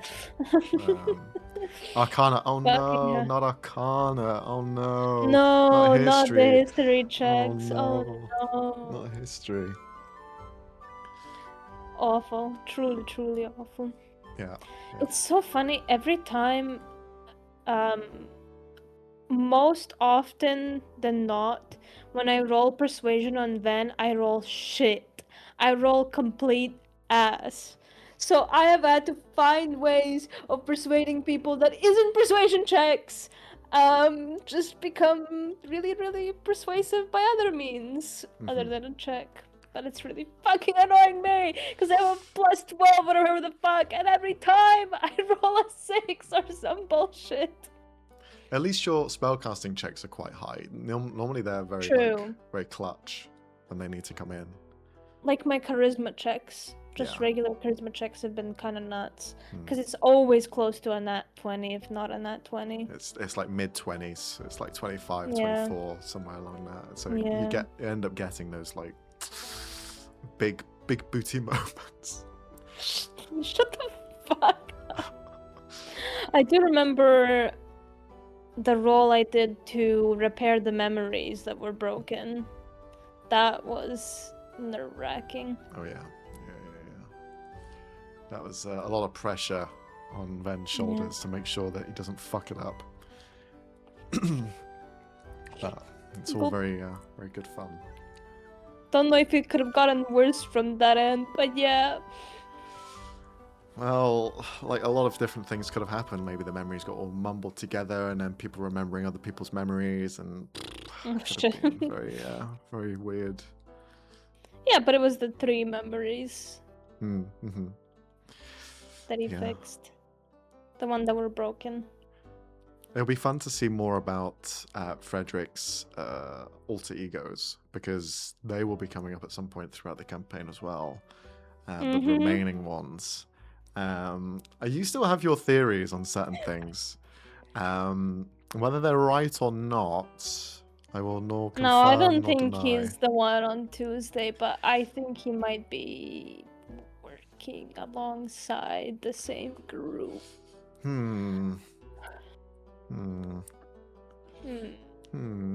Yeah, hard to say, hard to confirm. But there's how many remaining now? Is there only 2 Fredericks it's out 2. there? Is it 2? Because it was 5, and then 3 are gone, so 2. Yeah.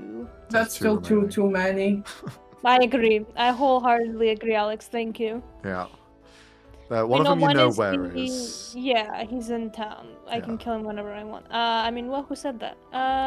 Well, if you think about it, they've all been gravitated towards Alexia, so you found all of them in Alexia, pretty much.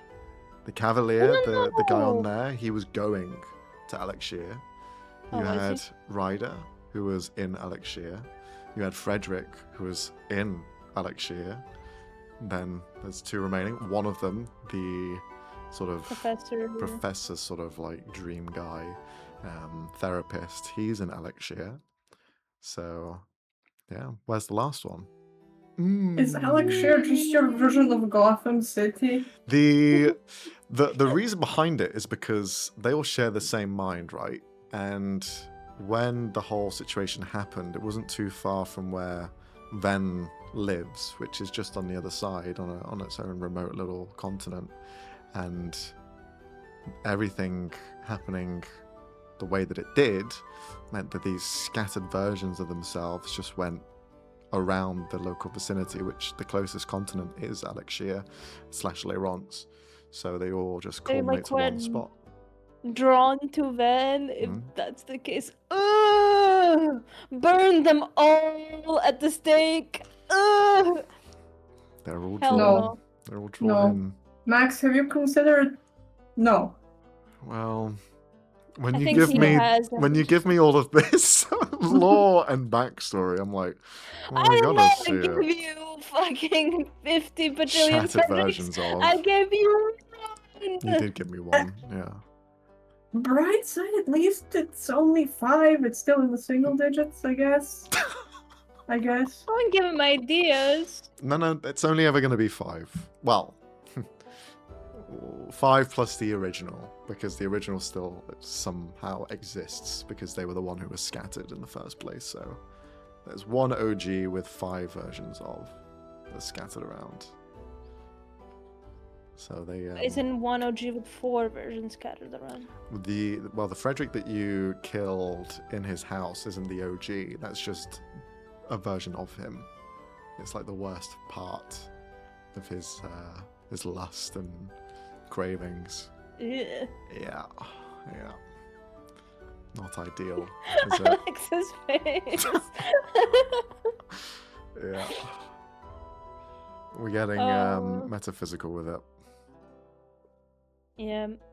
I'm wondering if there is the OG Frederick somewhere out there.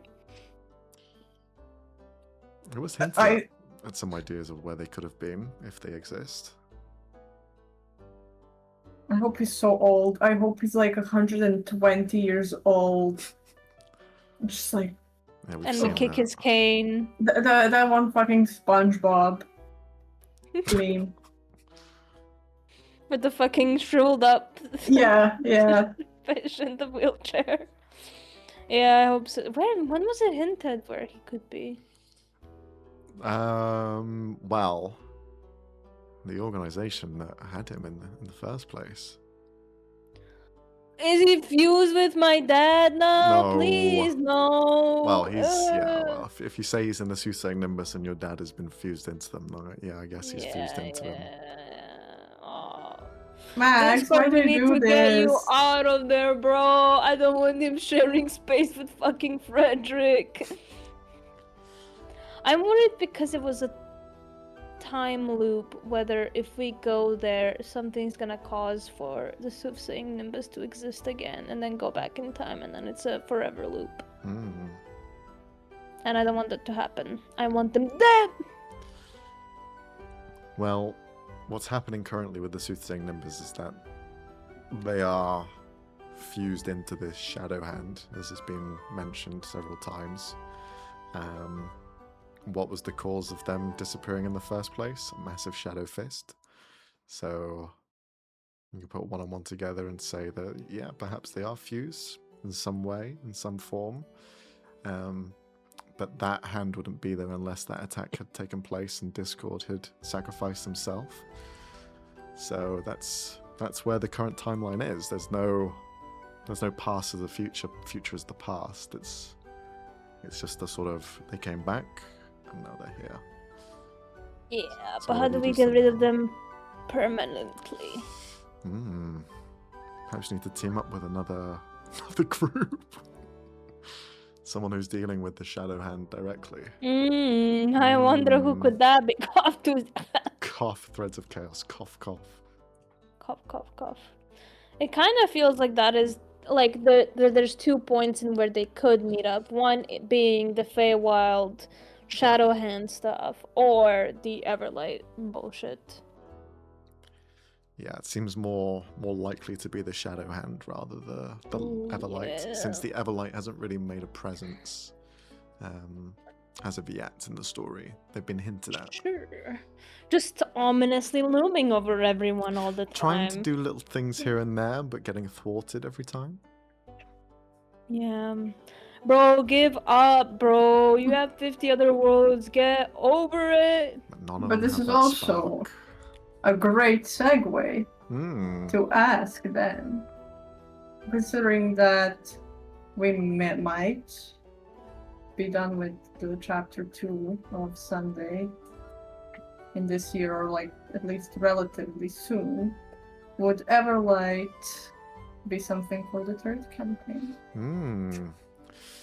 So, depending on where we end up going with the story and how the sort of outcomes of certain things take place, we may be seeing the Everlight in chapter 3, or we may be moving into a third campaign altogether with the Everlight as a forefront sort of antagonist to the party. There is several things that could be happening that cause this sort of knock-on effect, so it's not confirmed as of yet, as all of this is live play, so we don't know what's going to happen next on our day-to-day stuff. But as has been seen, the Everlight is trying to enter the world, the Knights of the Everlight are trying to come in, they're trying to do their business, to find that spark, to do whatever it is to gain that power that Kurthiek has over these other worlds. And yeah, they have armies and armies and armies, but are they as strong as Kurthiek? Are they as potent as its gods? Yet to be seen. Because you do have gods. They kind of do not. In the sort of Tuesday campaign, it's confirmed, roughly, that a lot of the celestials that exist in the world, the suns, the sort of representative of what the universe is, those heralds, most of them are no longer there. They've disappeared, they've been captured, they're being used in some way or another. So they don't have gods like you do, and they don't have powers like you do. They don't have Kurthane immortals like you do. So it's going to be an interesting sort of conundrum for them to have to face up against to see if they can gain an upper hand if they end up going into some sort of fight. And maybe we just beat them to it, take the fight to them and exactly ambush them exactly before they can even get to Kurthiek. Very possible. Because we know that Tuesday, technically speaking, as far as we know, can teleport outside Kurthiek. Yeah. Technically so. That keeps Alicia up at night. Just one day, eventually, bloop. Oh, He's just looking into one corner of the room and he's just seeing the void he saw in one of those moments outside. He's like, okay. yeah. And if that were to happen, then if the threat has been dealt with, is there anything else you would like to do? Anything else you'd like to explore? Would it even be in Kurthiek? Would it be something different? I see that the world of Kurthiek ending in two ways. One way is the other worlds are accessible and everything is open, and you have this sort of wider world with a tiny little planet that now we can look out and explore with similar powers and similar sort of ways of life. Or the other option is that all of those worlds end up disappearing and there is only one thing left, and it's Kurthiek. And that would leave a more sort of central based storyline as to the ramifications of that taking place. So those are the sort of loose two ideas that are currently going on in my head as to how this can end. Now, this is only because as a DM you have to sort of have a sort of forward thinking as to where things could go. It's not saying that either of these options are going to happen at all. But this is sort of the ideas that I've had in my head for if a third campaign were to come across, or if we'd explore Kurthiek in the future. But because of all of these sort of uncertainties, we do have another world that I've been putting together with our mini campaign. So perhaps when all of this ends with the Everlight and the sort of loose threads of the world of Kurthiek, perhaps we end up looking elsewhere and going on a different sort of world and focusing on those stories more so than this one. Because in the end of the day, this campaign, both Still Hearts and Threads of Chaos, revolve around two entities, really. The Everlight and Kamara. Those are the two sort of fixtures in this world that are, if something happens with one or the other, then it sort of dictates where the story goes next. And that's the sort of interesting part of it all. So it's very much up to play still. And that's why we have the other world, in case all of this goes to fuck. Because it could happen. Could happen. Preferably not. Interesting, very terrifying, but very interesting. There's a lot of thought that I put into this world, so it's fucking 10 plus years that I've been thinking about Kurthiek and the story and message that I want to get across. So it's trying to find that fine line of fun and meaning to sort of leave it on a tick, on a full dot, and end the final page. And we'll see if we ever get to it. Who knows? Who knows? Maybe there's 5 more campaigns. Who fucking knows? I don't know. Oh my god. I'm We're in gonna- our 40s still playing in Carthage. Still haven't found the fuck ass Everlight. There's that one dude who, like, doesn't he run like a 20 or 30 year long campaign? I saw it on like, I forgot what it was. I saw it on YouTube. It popped up. So I think I you remember never reading this know. as well. I've heard this somewhere where it's just like a world that's existed Yeah, for generations.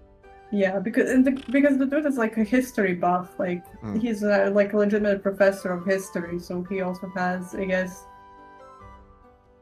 I don't know if to phrase it, just like He's got the brain power. yeah, the brain power. He's got the IQ. He was born to be a multi-generational DM. Weirdly enough, I feel like I couldn't stick to just one world for 20 years, if that makes sense. If already very early on we explored a lot of it.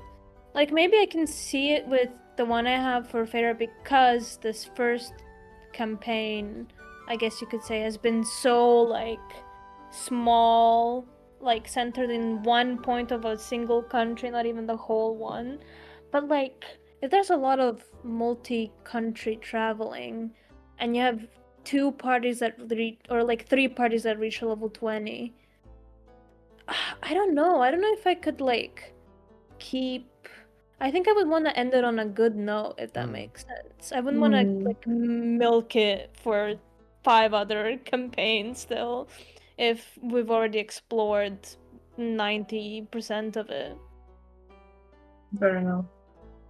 Maybe I would do other projects with it, but I wouldn't want to keep going. I would want to come up with a new world with new stuff. Especially because I've been thinking of making my own TTRPG recently, so... And you want to keep it fresh for the players as well. If they've been in the same world for so long, they know all the old tricks and what the world is. Yeah. The secrets have kind of been left to a side. I think if I were to do a campaign in the same world for that long, I'd end up doing a lot of like time jumping. Like you literally jump from one era to the next era. So 1,000 years have passed, and this is now what it looks like. Because I still want to sort of pay homage to what came before as well, with like the actions and consequences of certain players and what they've done, and to build upon that. That's like the sort of storytelling building blocks, is you've done something, okay, then I put something on top, then you put something, then I put something, and having a sort of time jump like that. Because with the idea that I had where if all the worlds were to open up around Kurthiek and everything's accessible, I imagine it would be like 1,000-year skip, and it becomes this sort of era of travel where you can explore these far-off lands that have their own cultures and own worlds. And either there are campaigns set in those worlds, or you are coming from Kurthiek and exploring a different one, and just still having the sort of familiarity of Warforged, iodine crystals, like all of these things that have been cemented already, and it's kind of an easy jumping off point to just get into the story. Dreamscape, all of these things I recognize. But I do agree with Robbie, like you need to have a nice medium and a reason to keep going. You can't just milk it forever and ever. There needs to be some nuance. You have to find the new angle, something to keep it fresh. And if you can't do that, then I think, yeah, it's time to change it up and do something new. Agreed. Very fair. I have a little bit of a, I won't call it a difficult question, but maybe a little... Is it a controversial question? Well, it's not. It's not. It's just... Can we get one? Maybe. Maybe. Hell yeah. Later down the line. But because I am sandwiched between 2 DMs, the only DMs I've ever had in this life. We'll say a rose between 2 thorns. Yes. Aww. Oh you. But I was gonna ask, are you, as DMs, are you satisfied with where your stories are going right now, or where they currently are? Existential question. Yeah. I think so, yeah. I'm pretty happy with it. That's it. Thumbs up. I'm happy with mine.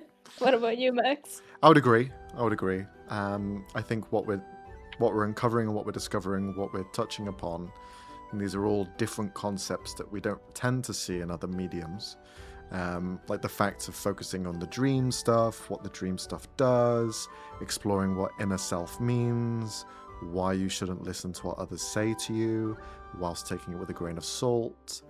Like we're exploring a lot of different things in Still Hearts, especially when it comes to sort of character origins and how they've been affected, how they are made, who they are. Whereas Threads of Chaos is a very sort of chaotic, fun mission that they have, which is to take on these demons and to rid the world of evil. So there's almost a self-righteous aspect to that, and a more sort of one-to-one story, which is you're going from one enemy to the next enemy to the next enemy, climbing the ladder until you eventually get to the top. But we're still having very interesting dynamics in between those, a lot of NPC drama between them as well. So it's still like, we're still creating nuance in a lot of the stories that we're telling, and it's not a sort of like bare bones thing.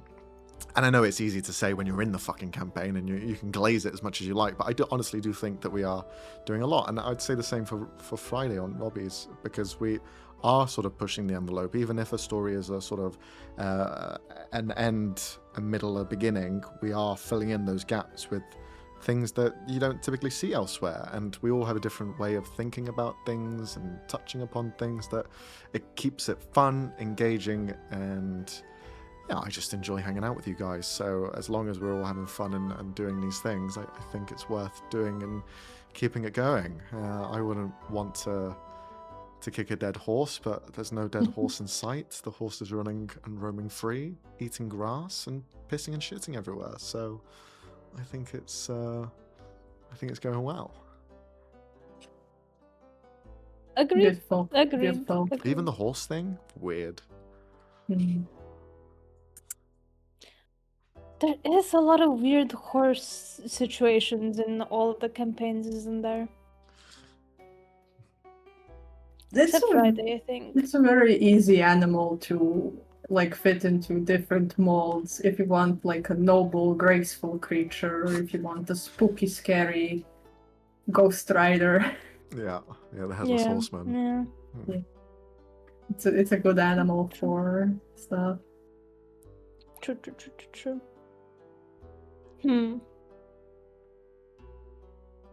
That's a question. What animals would your characters be? Animal. I think I already answered this many times. Yeah. But Ven would be a deer. Because, I mean, butterflies on the nose, but I like deer for Ven. And then Alicia would be I have a specific bird in mind. I'm gonna pull up a picture. Hold on. What you're thinking for Alicia, I would say for Gerard, a honey badger. I love can that. see that. I would love honey badgers. You just go fucking mental out of nowhere, and then just like be super chill walking around. It's called the blue starling. Oh yeah, I can see it. Blue starling. It's literally him. Get out of here, bro. Stealing his identity. Mobius would be an armadillo. Nice. Oh, I think that see fits. Yeah, it does. Just rolling around everywhere. Yeah. You know who Turn had a into really ball. hard time with? Fennel. When I was talking to Frey about it, he had a really hard time picking an animal that fit him. Well, he's a whale, in my opinion. You what? You can't say that. That's so rude. I'm sorry. I'm No, sorry. After his session 2 comment of wow, it looks like there was a stampede of whales in here. I think it's justified. No, can I explain for a second why I say I'm defending you, Pookie. in particular? Let's hear But it. it's also, to be fair, with like very fresh eyes. I wasn't there from the start. I just know a couple of things, but I've been there to see the governess in Gale. Because have you guys heard about the concept of whale fall? A what? Whale fall. So basically, when a whale dies, the carcass Explode. sinks to the bottom of the sea, and the rest of the ecosystem uses it as food, as a shelter. And I just feel like Fennel is the type of character who left such a mark and a shadow in the lives of the people who have previously known him. It's such a big part of it, and I feel like a whale fits. And they're still it's living also inside. Yeah. Living inside him. Inside his past, maybe. I like it. I like the metaphor. It's good. What did he say? What did he say? Fennel Didn't was? come up with anything in the end. I can kind of see him as a sea otter for some reason. Just goofy like that. He's just holding hands as he's floating about. Or a fish. Some sort of fish, I don't know which one. Fish. I can see Gil being a puffer fish. Oh I yeah. don't know why. Max is so pissed off at me right now. If you want the cool one, I could see him as a sea lion. Yeah, true. They're fucking creepy sometimes, man. They are. They're also invasive, so. Yeah. He's like a haggard old barracuda. Do you guys know about that walrus that shows up at this one port town and just causes chaos for attention? How fucking and dare thinks- you? Neil? Is it a- Neil the seal. Oh, is it a seal? I wasn't sure if it was a walrus or a seal. He's like a sea lion, I think, or something along those Let me lines. make sure that it's the same. It probably is. Neil, I just know because his account is called Neil the Seal. And he just shows up and starts knocking shit down or laying in the middle of a highway. Yeah. So people have to pay attention to him. And they have a whole protocol by the police that happens when he's around. Because they can't touch him, he's a wild animal, and they have to move him Menace. somehow. Look at him, bro. Neil the seal is a menace. I love Neil so much. It's one of some of my favorite content. Neil the seal, if you're watching this, let's collab. Let's collab. I was gonna say, can we do a collab? Let's collab. Chat. Does someone know Neil the seal? No, there is a walrus in the UK called Wally. Oh my god. Wally the seal doesn't have a good name. The IP there isn't worth mining. Wally the Walrus. If Wally the Apparently, walrus. No, that's Yeah, dibs on playing Neil the Article? Seal. What if the two of them fight? Who wins? Neil. Neil. Neil is crazy, bro. Neil will make you kneel. Yo. And then turn you hard. into a meal. Get it. You will feel. The might of a seal. Damn. Bars. Oh my god, he's fucking humongous. Jesus Christ. Well, yeah, look at the size of Yeah. the cone in comparison to him. It's huge. Look at this one.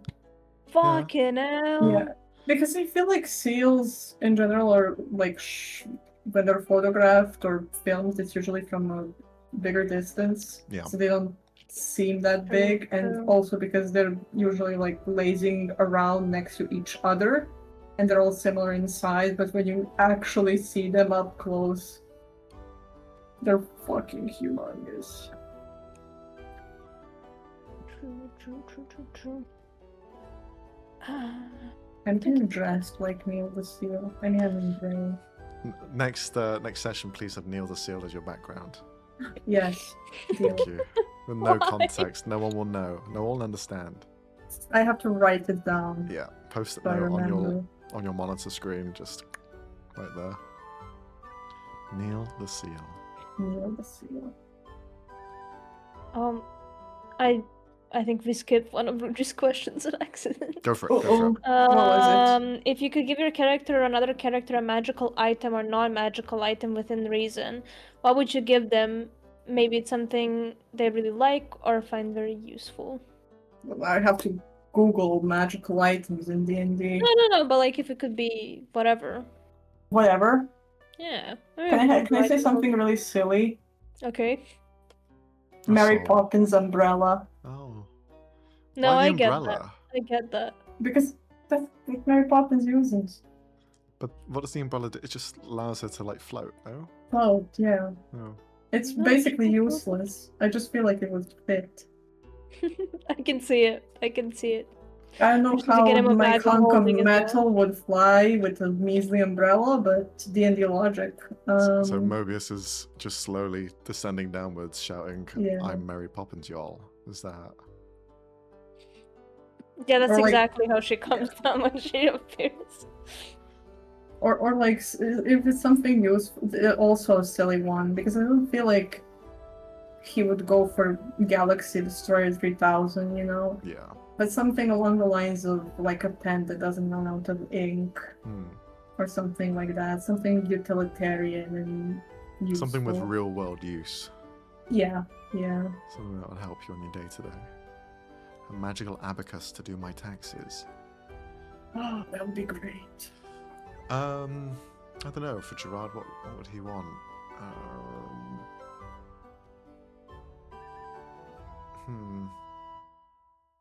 Maybe just like an ever comfy pillow. Like something that's always comfortable and always gives you good night's sleep. So you just like That's take it cool. with you and then you plop it out. Just sleep. That's funny. Didn't you guys literally had the chance to get something like that, Alex, in the other campaign? It was like, what was it? It was something about like something pillows, and you could buy like magically enchanted pillows. We didn't go to that shop. Yeah. We hadn't, but it was something. I'll tell you. The book comes out again. The book, my tome. Need to wipe the dust off of it.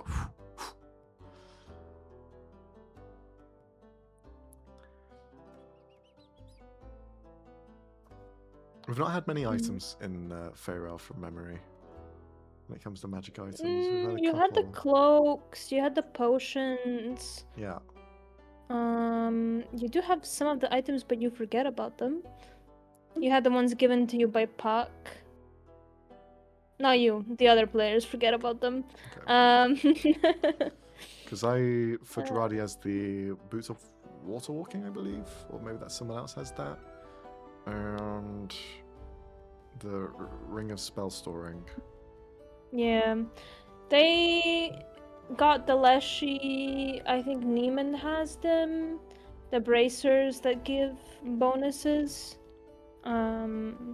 They've gotten some stuff. You've gotten the cigarettes. Which were yeah. How many are left? I don't fucking know. I think Two or very something? few. Gone Yeah. I through quite didn't a few of write them. it down fully, but it started with Sophie's, so probably like Sophie's sleep, something sleep, Sophie's Wish. Yeah. sleepy, you know. I have it written down somewhere in my notes. Was it like Sophie's Silken Sheets or something like that? The thing is, the Adam's place was called Arcane Silk, so I don't know if Yeah. Then I you probably reused it. Let me see if I can find it. Bum, bum, bum, bum, bum, bum. No, that's not it. That's the lab. Are there any other questions in chat? Anything we might have missed? Have you got any questions that you wrote down? Have we answered all of them, Alex? Well, to be fair, we have moved away from my list. We can go back to the list if there's some. Sophie's Softies, that's what it was called. Sophie Softies. No, we, in the sense of... Let's call that a no. Her big round softies. The place was filled with innuendos, so don't worry about it. Yeah. The Rose's Palace. But also... No, the thing is, we've basically like gone over everything on my list. Okay. It was kind of a short list. There were 4 points on it. And we did cover other things Mm-hmm. outside of it. They were very interesting, very curious. Where do you think the story's going to go next with Still Hearts? What's your theories? What are you thinking?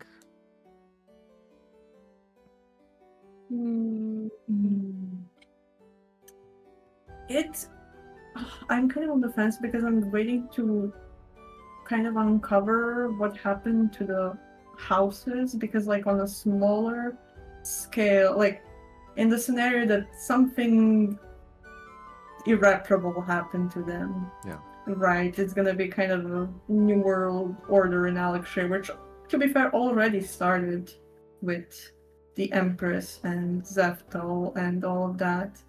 So even doubly so, if they're like all gone, it might be like a proverbial clean slate to kind of start anew. Mm-hmm. But if they are recoverable, maybe that could be used as a little bit of leverage, like, hey, we freed you guys. Time to be nice, not corrupt politics no more. But overall, I don't know, because I'm still like, Robbie has told me stuff about, like chapter 1, but I'm still kind of familiarizing myself with the world at large. I'm curious to see what is going to happen with Oleana and Mobius and all of that jazz, and where we're going to go from there. It will be very, very interesting. I don't know how the fuck that will be done. But a crossover with Tuesday sounds really interesting. Imagine having all of us in there and Robbie and Leonie having to play 2 characters. That would be funny. That would That would be break so my good. brain, bro. Well, as a DM, you manage NPCs, so I think you'll be fine with handling 2 PCs.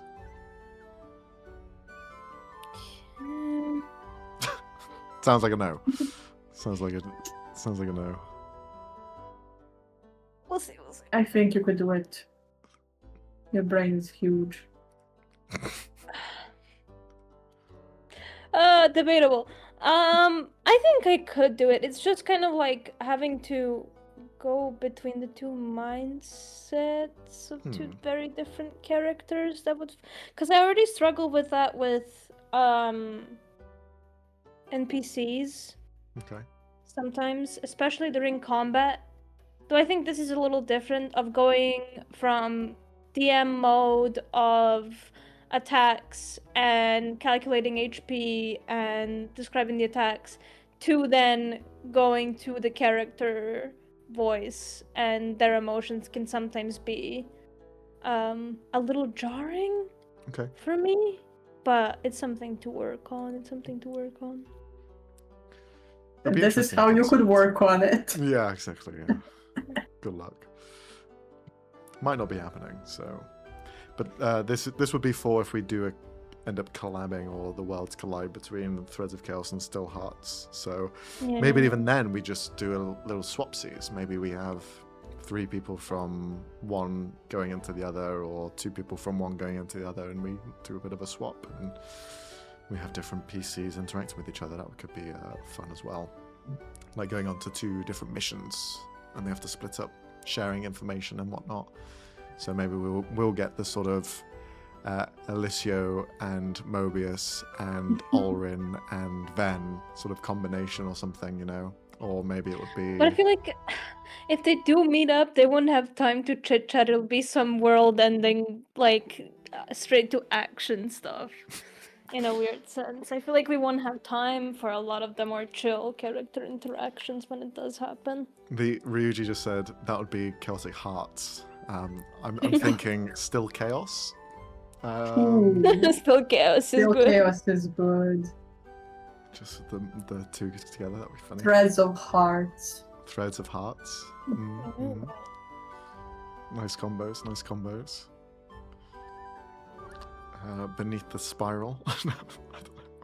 But it'd be funny. I think having a point where we could like combine stuff and have both, because they are set on the same timeline, same world, it'd be funny. It's so funny they're gonna be unaware of the entire stuff that's Alex, FYI.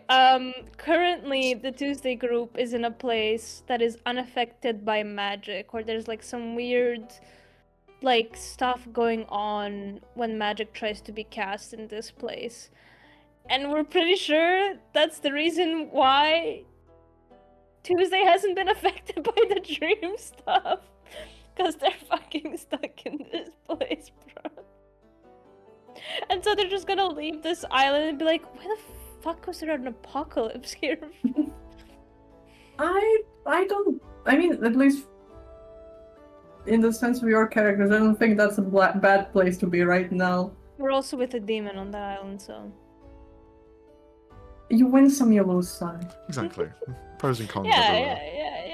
You don't. Of course. You're not getting chased by a snake monster in dreams, so you have to deal with demon in anti-magic's island. It's a fair When exchange.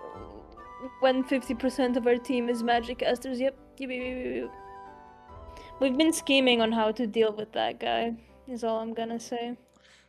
There's currently a guy in Tuesday that will make you forget the entire conversation you've had with them. So we've been having sessions where he interacts with some of the players, and we get some interesting conversations between him and them. And then as soon as the conversation ends, they don't remember anything. So it's kind of left like a, what happened? What was said? I wonder if it's just information. Because we know that it has an area of effect. There's a reach. Because- It seems to be a bubble yeah. around him. So, if we put him in a can and then fire some cannon really far away. But will you forget to ignite the cannon? That's the... See, we've thought of strategies on how to deal with the whole forgetting stuff bit. Who knows? It'll be fun. It'll be fun. That's the next sort of be fun, antagonist it'll that's be going to be reoccurring unless you can deal with him sooner than later. I think we kind of have to deal with him now. Good luck. Good luck. Have your PCs considered watching the VODs? Just rewatch the episode. Just rewatch the episode, man. Fuck. Take notes. I didn't think of that. He did! He did! And they Sorry. disappeared. And they disappeared. Because Max hates... No, I'm kidding. Oh. But Interesting. But, does he need to be aware of all the information to make it disappear? Or if he's not aware of it, will it not disappear? Seem in the conversation that at least you cannot remember, he just said, it'll be a shame you won't remember any of this. So it could be hinted at that he has no power over it, or maybe he does. Maybe he's just lamenting the idea that you are going to forget this entire conversation happened. Who knows? But, what if it's a perception thing?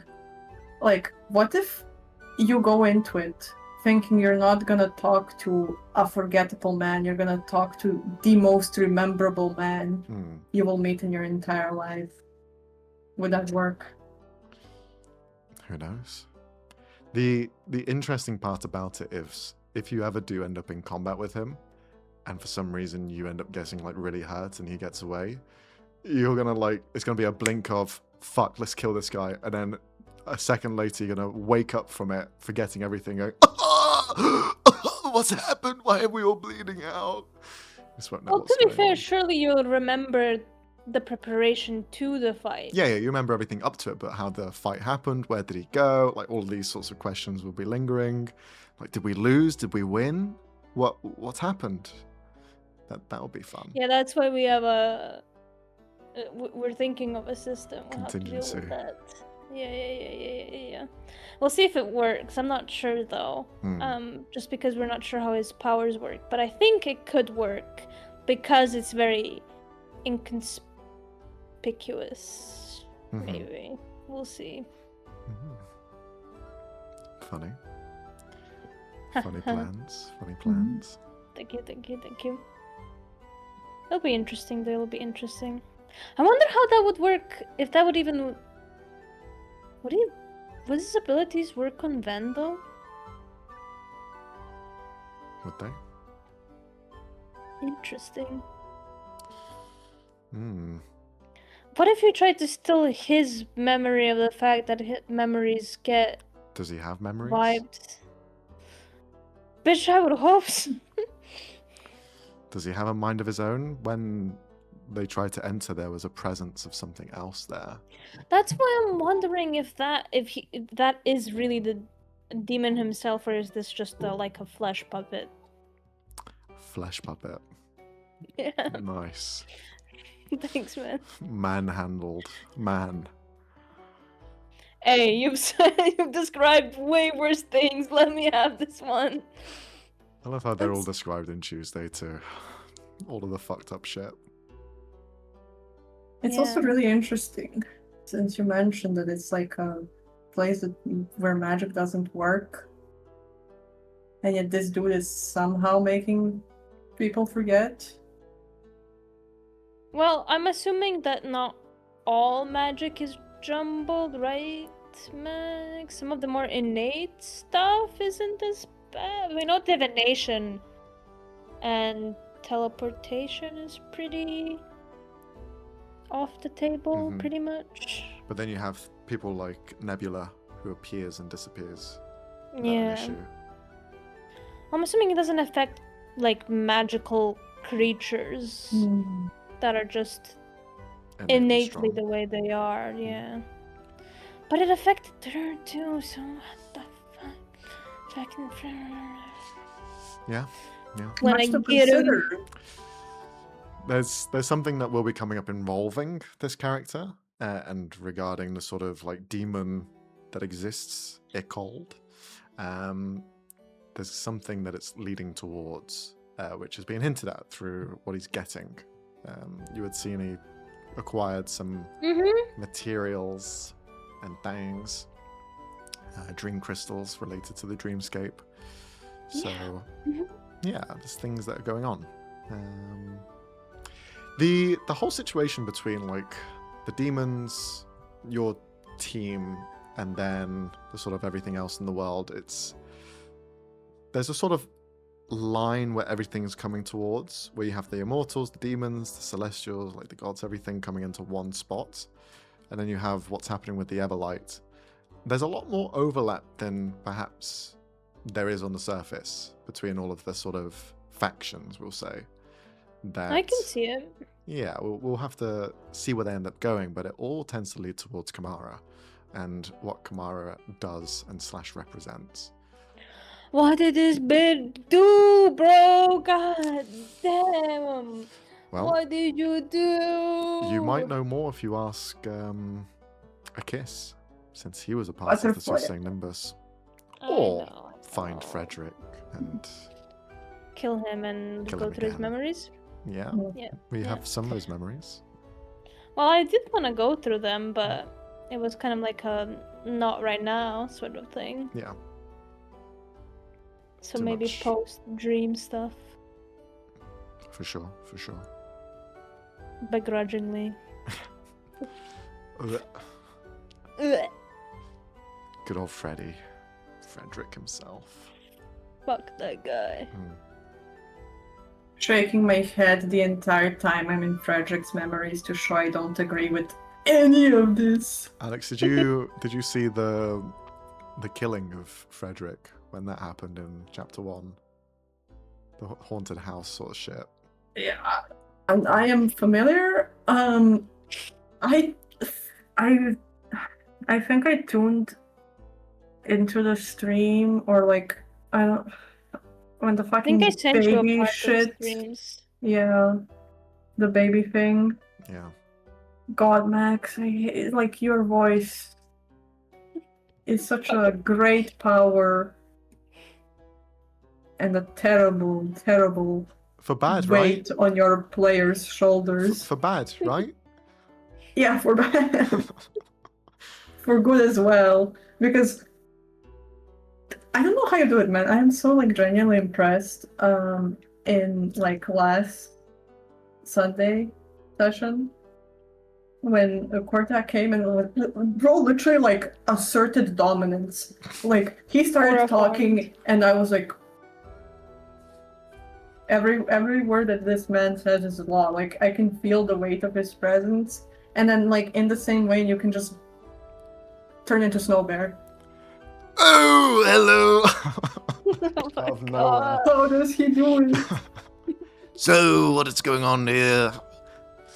Yeah, I don't know. I'm just fucked. I'm just fucked. I'm fucked up. That's my secret. I'm always Love you insane. though. Average D&D player. Yeah. Average dungeon master, bro. Thing is, all these voices are like fucking in my head. I think I need to go to therapy. But Maybe. all of them are in my head, and I don't know how. Sometimes I lose the voice. Sometimes it just happens, and you lose the sort of trail of thought and how to replicate it. The reason that fucking the fish guy isn't in it, I just can't.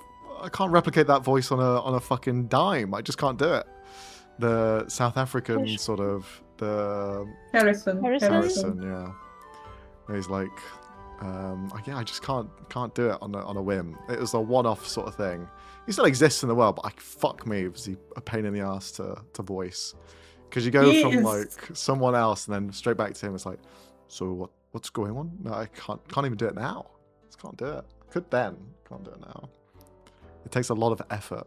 It's okay, you don't need to bring him back. Now I have to. No, it's no, a dare. no. The gauntlet has been thrown. But that is also, since you already mentioned him, it'll be very curious about the whale immortal. Yeah. But that's still all going on. Like, Gilgamesh didn't stop Yeah. any of that. It's not really his deal. He's one of the people that started it up, but he just was like a benefactor, selling on product, and he was an interim seller, a broker, just like the governess is. Hmm. So it's, yeah, we'll probably see more of that as well. Two things that we're going to be exploring more. Certainly more about Mobius and sort of the ramifications of the relationship that Fennel has and what happened in the water plane. Things there and there, that'll be fun. There is some things I think Leonie hinted at last time when it comes to the dreamscape with their daddy-o. Yeah. I mean, we know Yeah, that. that's gonna be, yeah. What do you mean? Yeah. I wonder what the aftermath is gonna be of the houses after all of this is done. Yeah. Because they're gonna, if we do end up saving them for some reason, they're gonna wake up to like every authority figure ever in their town, with us being like, sick 'em, get 'em. They're breaking the law. And it was all of the houses, right? All of them were plunged away, plucked away, taken away. And not all of the house members are inherently evil or bad. Yeah, we they're just know. heads of organizations, and that's it. But they're involved, so They were yeah. just following orders, quote unquote. Good soldiers follow What orders. are you doing, bro? Look at this. Yeah. Demonic entity. Yeah. I have my own little cherry, I guess. Poor Cherry. Stop biting my entire hand! You freak! You can't put it in your mouth! Fucking hell. He's crazy. Anyway. We'll see if the houses make it out. They might, I they might not. wonder what will happen with Kilvin as well if he sees his mama in there. Interesting. Or maybe he already knows that she's there. He is a teller of stories and he knows about people, so could very well be. Or maybe she's the only person he can't read. Hmm? Who knows? Who knows? Holy mommy issues, Jesus. Yeah. Yeah, Mummy. He's never quite clear on how he feels about her. I mean, he doesn't like her very obviously, but... Yeah, well, she's not the nicest person, is she? Fucking when you said that she's the most influential person of doing bad in Kardec, yeah, I don't think I would very much like my mom either. The original lore behind her is that she was one entity who then created two versions of herself to then continue the chaos and the plans that she had ahead. So she left those two people behind to conduct the little things, their own little coven, doing the same sort of nasty shit, casting curses, giving people promises, and fucking giving them the bad side of it. Meanwhile, she was just on the other side, just enjoying her life and preparing for whatever she wants to do next with the Everlight. Yeah. Interesting. But they rebelled, from what we know. At least one of them really did. Yeah.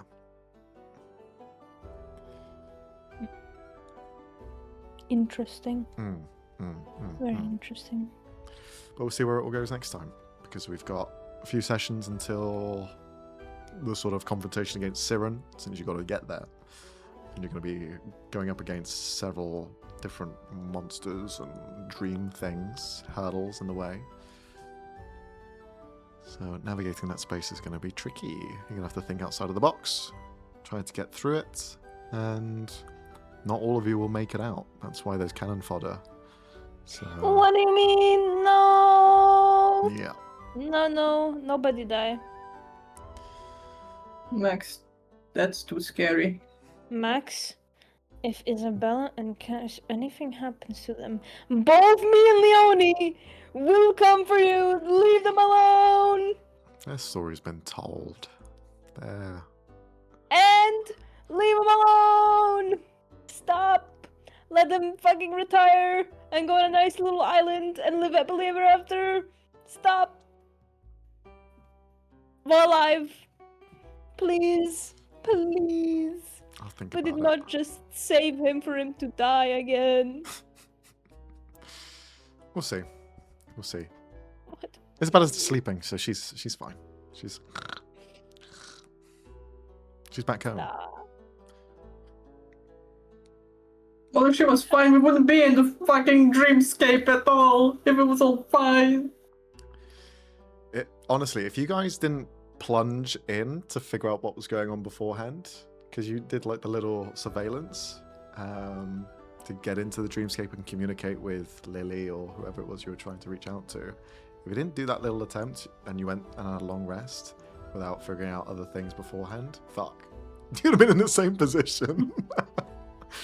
So that would have been... We would be very much screwed. That would be very funny. Then you'd be trying to like go through the dreamscape, navigate your way through this sort of like serpentine maze that's going on without a heads up or sort of a plan to do things. And you just be on your own wits, trying to sort it out. Frick, bruh. I hope not a lot of people die, though. I hope. There are like 50 NPCs, so... the I odds know, are low. still. It's time for Craig to bite the dust. No! I spent a Revivify Viking scroll on him. He better not die. He survived to meet his end here. At least he'll go out doing what he loves, I guess. Eating people. Yeah. This is the only way Max can, like, limit our NPC interaction. Cut down the line. Fucking hell. Even though these are all NPCs I really enjoy, we gotta thin the herd. Yeah, Siren's You not know, gonna some hold of them back. could have just been like, no, we're not joining you. Yeah. Well, I'm just actually gonna go to bed. I'm just gonna go to sleep. Actually, I'm just gonna stay awake. And good luck, guys. Yeah. There's this new spell, which is like adrenaline. You're just gonna stay awake. Caffeine straight into my veins. It's vibrating on a different frequency. not related to campaigns, but we both. I've talked to you both about this, I believe. But sometimes I do feel like D&D is very limited in the way it does magic and spells, where it feels almost too sciencey. Yeah, I see what Mhm. you're getting at. Because sometimes I feel like the creative out-of-the-box thinking with spells in D&D feels more like trying to find a loophole in the way the spell is written, rather than how to use it creatively to solve a problem, which is fine, I guess, if that's what you're going for, but sometimes I wish there was more freedom in how spells functioned or flavoring, etc., etc. Maybe a way to work around this is you just remove the text of what the spell does completely, and you just work off of the name, like lightning bolt, for example. Like words as written, it originates from you, but you could say that it's a net or something, or you fire it down from the heavens, or I don't know. That would be one way to work around it. It becomes more creative, but you still need to come up with some mechanics involved so it can be interacted with on a reaction basis, or the damage it deals, etc. Yeah. I feel like the type I would want is definitely the type of magic system and RP system that is more for people who will not try to min-max it / Game the system. like power game it. Yeah. Like not cheese it essentially, but more focus on the like storyline aspects of the magic and stuff. You can still write text around it, just give it more freedom as to what it is, because I feel like D&D spells can get so hyper specific sometimes. Sure, yeah. I think certain things like, for example, the spell Charm Person still needs to be something related to charm. So if you're resistant to charm effects or unaffected, then it won't affect you. But maybe if you cast it at higher levels, you pass that. You kind of go over those Well, there's resistances. spells that are basically a higher level charm person, essentially. Yeah, but still, if it says in the context, it says charm, and a character is immune to charm, then they won't be affected no matter what level it is. Maybe there has to be a sort of 8th, 9th level spells are always going to... They can't be resisted. It's like fire damage. Like, you can resist fire, but if a volcano sprays on top of you, I don't know, I feel like you shouldn't be able to resist as much damage as you could. I'm getting showered in a fucking lava pool. Are you made of rocks? No. Oh. To me, it's also sometimes D&D incentivizes picking the best spells. Oh, yeah. Rather than what would fit your character, and they never go back to balance any of the shitty ass spells, by the way, ever. They just leave them be for some reason. So I feel like, and also sometimes, especially when you're higher level, you kind of want to leave the first level and second level spells as the best ones. Yeah, the most utility and based. you're not like, because you're not gonna be using Charm Person at some point, because almost every enemy is gonna be immune to Charm or something. Yeah. So you're incentivized to take like Mage Arm or something more universal. I would want the system where the like first level stuff is still useful and like a base for the higher level stuff, rather than just something super small. Mocha, stop it. Get out. What about a sort of tier-based system then? So you borrow... So let's say you divide it into groups. So you have one group, 2 group, 3 group. And in one group is all of your lower level stuff. Then you can spend an additional cost to add on the second group that has a variety of words that you can then point together. And then on the third group is a higher cost, and you can connect that to a third option. And then you have the string of, this is the spell that does this now. So you go charm, fire, water, I don't know. Just like, it has like the effect, boosted effect, more usability, utility. If you remember the mod we had in Minecraft, the Ars Nouveau, and how the glyphs work. So the first glyph is the placement of it. Is it underfoot? Is it a projectile? Is Yes. it right click? Then the second one is like the amplifiers. So is it AoE? Is it higher distance, etc., etc.? Is it higher power? And then the third one is the effect. I feel like that would be an interesting, like if you had some sort of point system to unlocking amplifiers or unlocking the different like effects.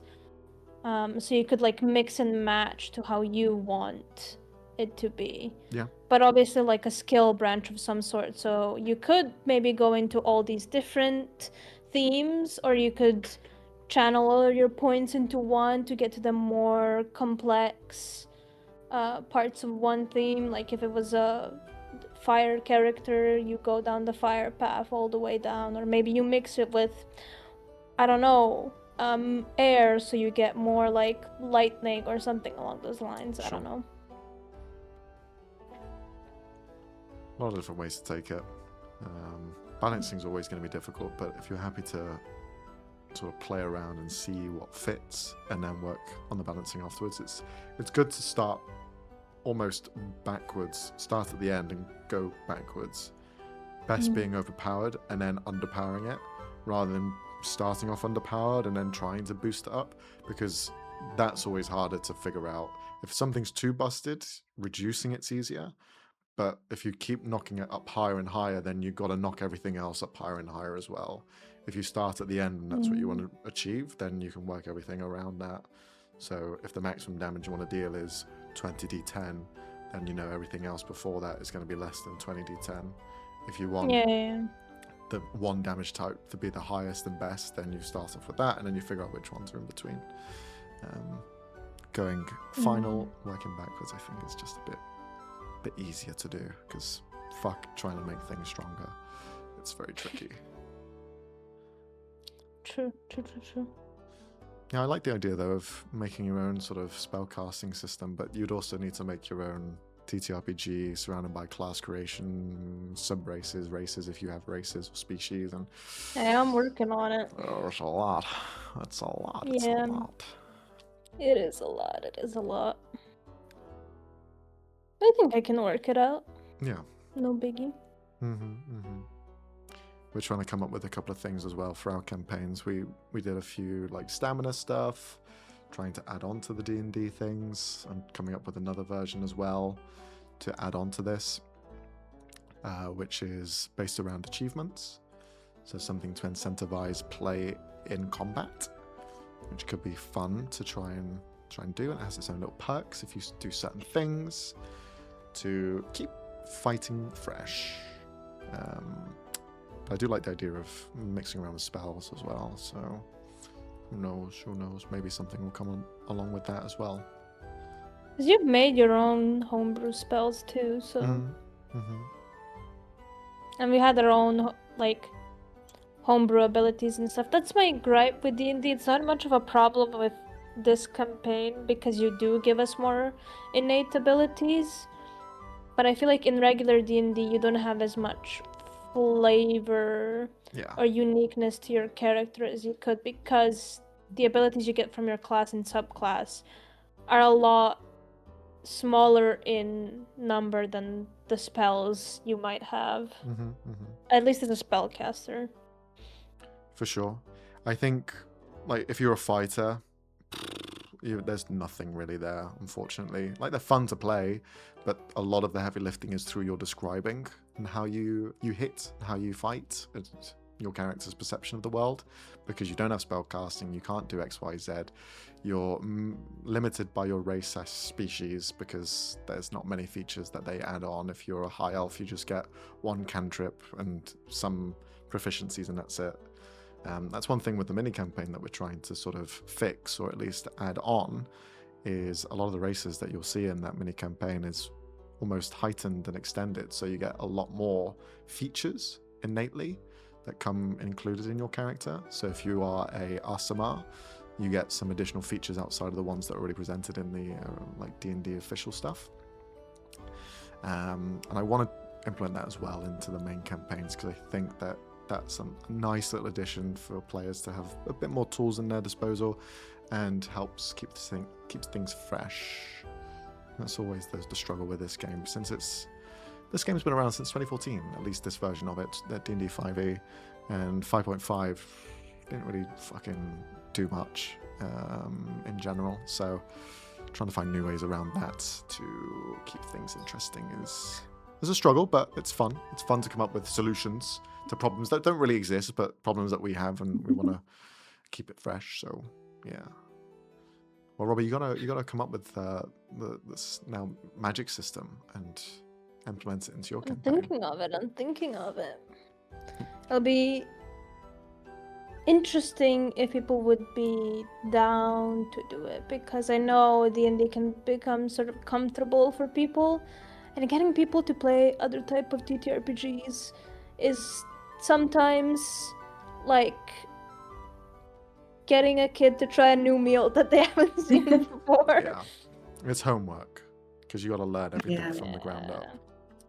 But I feel like if we slowly introduce it, it might be more interesting. If I slowly drip feed it all the information instead of everything all at once, and get people's feedback and stuff like that. I think it could work.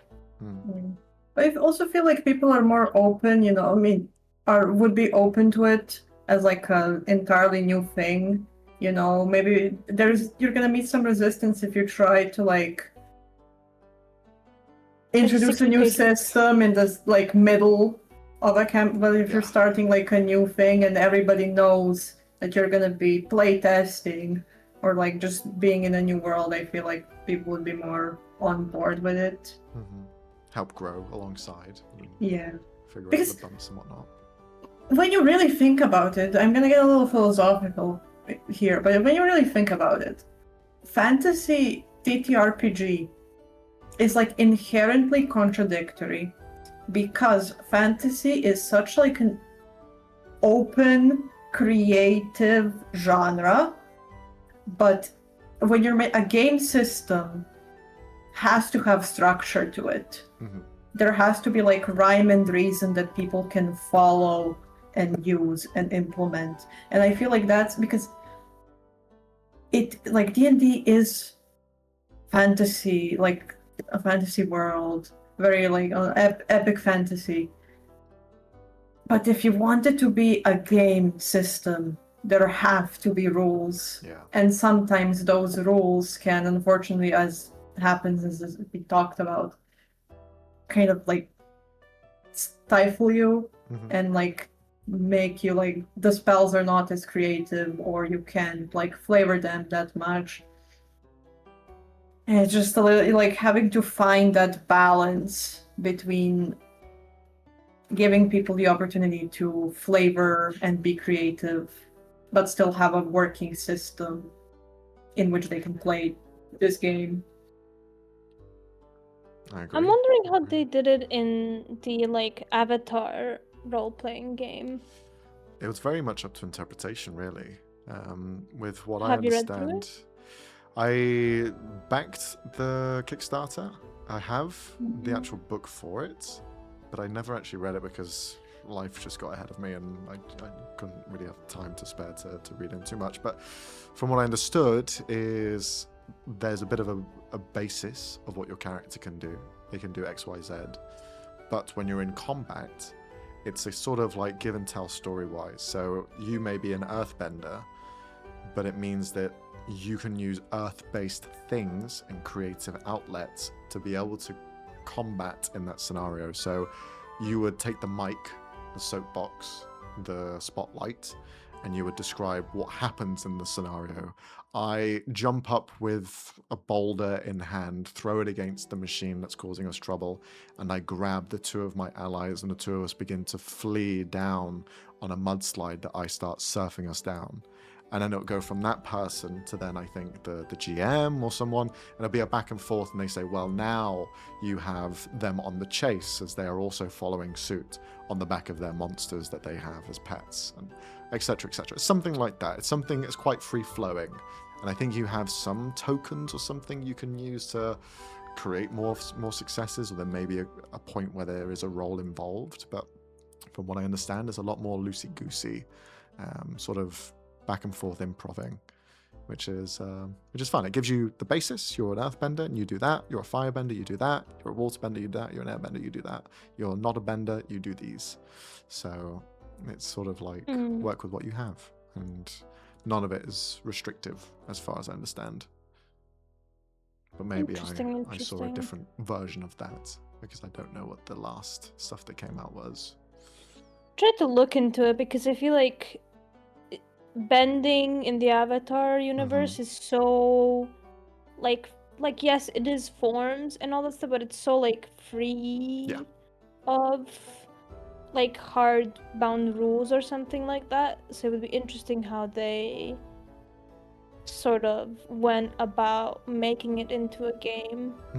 I would be interested to see how would they translate stuff like the speakers in Castlevania, the mages there, because their magic is very like also loosey-goosey, very creatively used, and I feel like trying to push them into one sphere would kind of stifle them. Yeah, it's like if you give one fire-based ability and all it does is say I deal damage, you lose the opportunity of using it as a jet propulsion system, to fling yourself in the air, to burn away a metal grate, to do XYZ. Like, it's not written in there, is it? But creativity, you could use that. Yeah, we need to make our own system at some point. Yeah, I'm working on it. Slowly. In 5 years, in 12 months, we'll have something. Something. A lot of good discussions today. Wow. Also, hi, Leonie. Leonie's in chat. If she is still here, I don't know if she is. She just said, "Oh, might be." Leonie. Leonie. Just kidding. I know. But yeah, I'll try to like read through how different TTRPGs went about their classes. Me and Alex actually saw same video separately of a person who did a TTRPG completely based on African mythology and culture, and it looked really like they had classes and species and gods and civilization. I was like, whoa every time they showed Kuldar I was like, there's more. It was so good. Like, cool. I wish them all the luck in their endeavor. Do you remember what it was called? Oh I would gosh, have to find it. Same. I liked the video. I'll literally find it right now. That's one of the benefits of what D&D has been able to do is open the minds of people to be more creative and create their own little TTRPG. It's not to say that it wasn't happening before, but because of the wide span appeal of D&D through people like Critical Role and just the sort of default accessibility of it, it allows people to then create their own thing, to either inspired by or something completely fresh and new. Did you find it, Alex? Yes, it's called Zyro. Double-O. Zyro. But it's lots of cool art, lots of cool ideas and concept, and it's always interesting to learn about different cultures and mythologies through games as well. Awesome. But you know what's one thing I always wanted to try, but just never really got around to it, is like glitter hearts. Yeah. Because I want to play that so bad, but mostly because there's that one class that's basically like a mecha pilot. Yeah. Please, God, please. Well, maybe one day, since September's we always typically leave as one-shots, the one-shot months. Maybe there'll be one in the pipeline if Robbie's interested in hosting something like that. Maybe. Yeah, because I'll be away for most of September, so I won't probably be doing many, if not. Yeah, though I'll also kind of be busy during September, so. Yeah. The goal is with rollxplay in the next, the future at least is to produce a one-shot every month. The mini campaign that we're doing is taking up most of that time, but once the mini campaign is out and published and that's all rocking and rolling, we'll be trying to aim for doing a one-shot every month. And it doesn't have to be D&D or inspired on the worlds that we already have it pre-existing in our campaigns. It could be something completely new, completely fresh, as we've been talking about today. So maybe we'll be doing some things there. I would love to run a one-shot based around the Claire Obscura Expedition 33 at some point, since I was creating a system related to that. It's just a fact of trying to complete said system and to implement it properly. But Robbie's seen a bit of the system, a bit of what was involved. So we'll see if that ends up happening. Because I know Sophie is a big fan, so that I think they'll probably be involved as well. It's inspired from our playthrough that we did with Robbie, that we still have yet to finish. That we still have yet to finish, indeed. Yeah. We'll see. But I'm very excited to see where we go next in all of the campaigns. I think it's gonna be very interesting. Either way. Yeah, a lot of big things happening in all of them.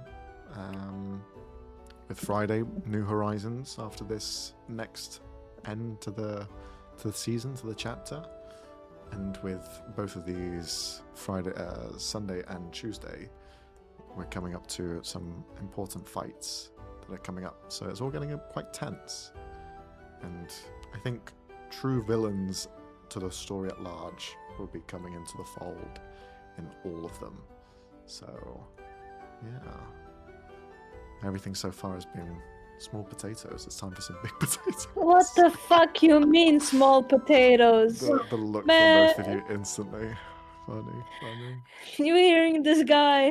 Small potatoes. Max talks like your average power scaler, where he's like, that was just simple solar system threat. The next thing we're dealing with, universal, like that. Come on, guys, think. Oh my god, I'm Insane. scared, bro. It'll be fun. He's driving us mad. Welcome to my world. You're now entering my mind. The dreamscape is here. Any other questions that we have? If not, we can end this now. Well, if chat has something. Any questions from chat? Any questions from chat? I feel like we covered our bases We pretty covered quite a well. lot, yeah. We could have covered most of the campaigns. Some light-hearted stuff as well. And what's coming next. Yeah. Awesome. Okay. Well, Alex, do you wanna end us off? Am I saying it's out? I'm giving people 20 seconds to write something. So nothing in 20 seconds, then we're gonna sign out. Nice. If they don't type it out, I found the TTRPG for Avatar. Yeah. I'm gonna. Well, Ruji said not at the moment, so. Not anymore. Okay. Well, thank you still to all those who commented and asked us questions. And thank you for listening to us ramble for almost 4 hours. Exposed. We're gonna be back to our regular scheduled content soon, I hope. Do you guys have a Tuesday session next week? Maybe? I don't know. Thing is, the eclipse is on Wednesday, and I don't know if people will be away for that. The eclipse? There's an eclipse. Well, with heli? the light pollution in Serbia, we will not be seeing any of that, but... Oh wait, no, I actually remember seeing something about. I think it will be visible from where we are right now. And where I live is like the point to be in to see it. It's like clearest. I think Like we the have main- longest, the arc for it goes over. So Awesome. I don't know if I'm going to be away Tuesday as well, but stay tuned. Fair enough. Well, Follow us. anyways, even if there is no stream on Tuesday, there are usually D&D streams on Tuesdays, Fridays, and Sundays. On Wednesdays, sometimes we do chit chats or like more free content, I guess. It's been a little while. Yeah. It's been a while, but you know, never lose hope. I'm so good at this, guys. So, anyways, thank you everyone who watched the live stream, and thanks to anyone who might watch this in the future on YouTube or as a VOD. And we will see you guys later. Mama. See ya. Thanks, Alex, for emceeing. Thank you. Was my honor.